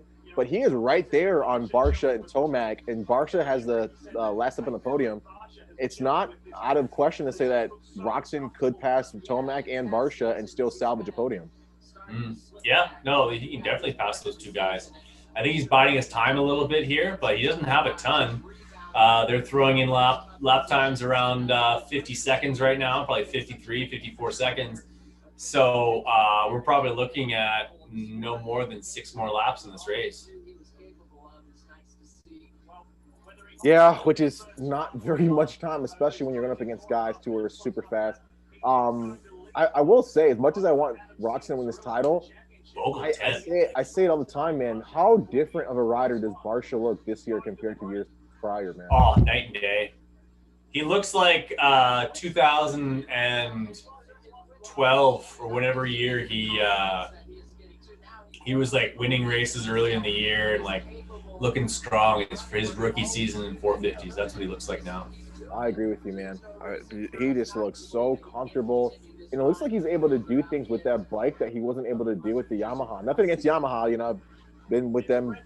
That's okay. You hate Yamaha. Their bikes, everyone knows that. Bought their bikes time and time. My dog's name is Yamaha. I love Yamahas. It's just that is the strangest name for a dog ever. I don't know, dude. Well, when I first rescued her, I brought her back to the shop, and she refused to like go anywhere but besides my Yamaha. And I was like, damn, what the hell do I call you? I'm like, well, you like to sleep on your Yamaha. I guess I'll call you Yamaha. So yeah, it works. She likes it. She likes. You're the silliest person alive. You know, I couldn't really console her about it, but you know, man, I really hope Roczen can get something done here, man. I really want to see this guy at least get a podium. I don't want him to give up too many points to Webb. How many? Why are you being such a fanboy? Like I'm hoping that Tomac passes Barsha and Muscan goes down, and then I can. Then the championship is like super tight. I just want Roczen to do it, dude. The guy needs a title. He's so. Never mind. I have Marvin in fantasy, so he has to do well. It won't matter. Right now, I'm at 145. What are you at? 154. Guys, let us know how you're doing in the chat. For fantasy, are you doing nearly as bad as Brad and I? Which I don't think so. That'd be pretty hard to do. There's some people that must be doing really shitty. What's that? Like, I guarantee there's people who had other people had Carson Brown. Other people had Tyler Bowers and Adam Cianciarulo. So, who knows? Did Davalos just go down again? Nope, I don't think so. But we did have a pass on Tomac by Roczen, which looks very he made that time up extremely quick, man. That was great foresight by Roczen to know what Tomac was going to do for his rhythm. It looks like Roxon's getting through the whoops a lot better than most people. I said that at the beginning of the show. His bike looks better than anybody's. It looks strong. Yeah, I agree with that. I almost it looks like I know this is super nerdy, but I want to just hats off to Honda engineering, man. Like, it's so difficult to make a bike that performs so well right out of the gate. I mean, how many times have we seen all these new bikes, that hit the first showroom year floor? is just a write-off because the bike sucks. Yeah, first year is just, we're learning. I don't think I've seen a bike debut this well in a while, man. Not since we were racing two-strokes, honestly. This looks the last time I can think of a bike making major changes and doing this well was in 2005 when Ricky Carmichael raced the RM 252 stroke. It was basically an all-new engine for that year. But essentially, it was a Yamaha engine and a Suzuki chassis. Yep. Other than that, trying to think.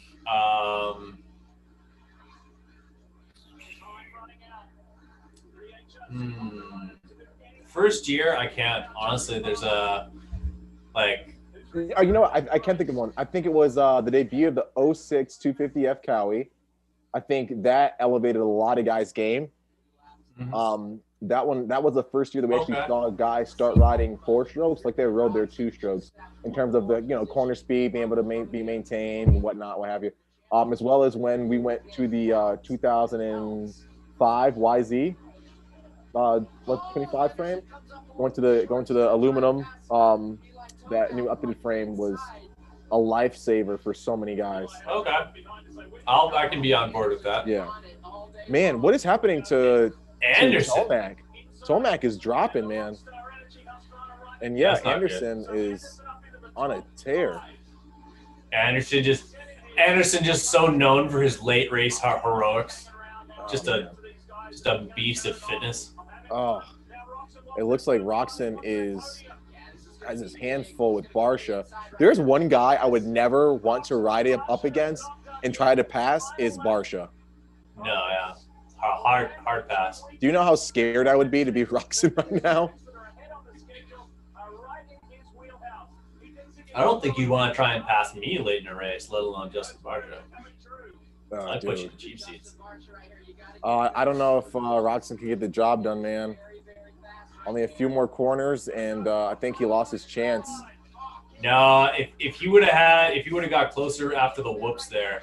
I agree. Yep. On the last lap there, I don't think he'd have to do something extra special there. I agree. Webb, just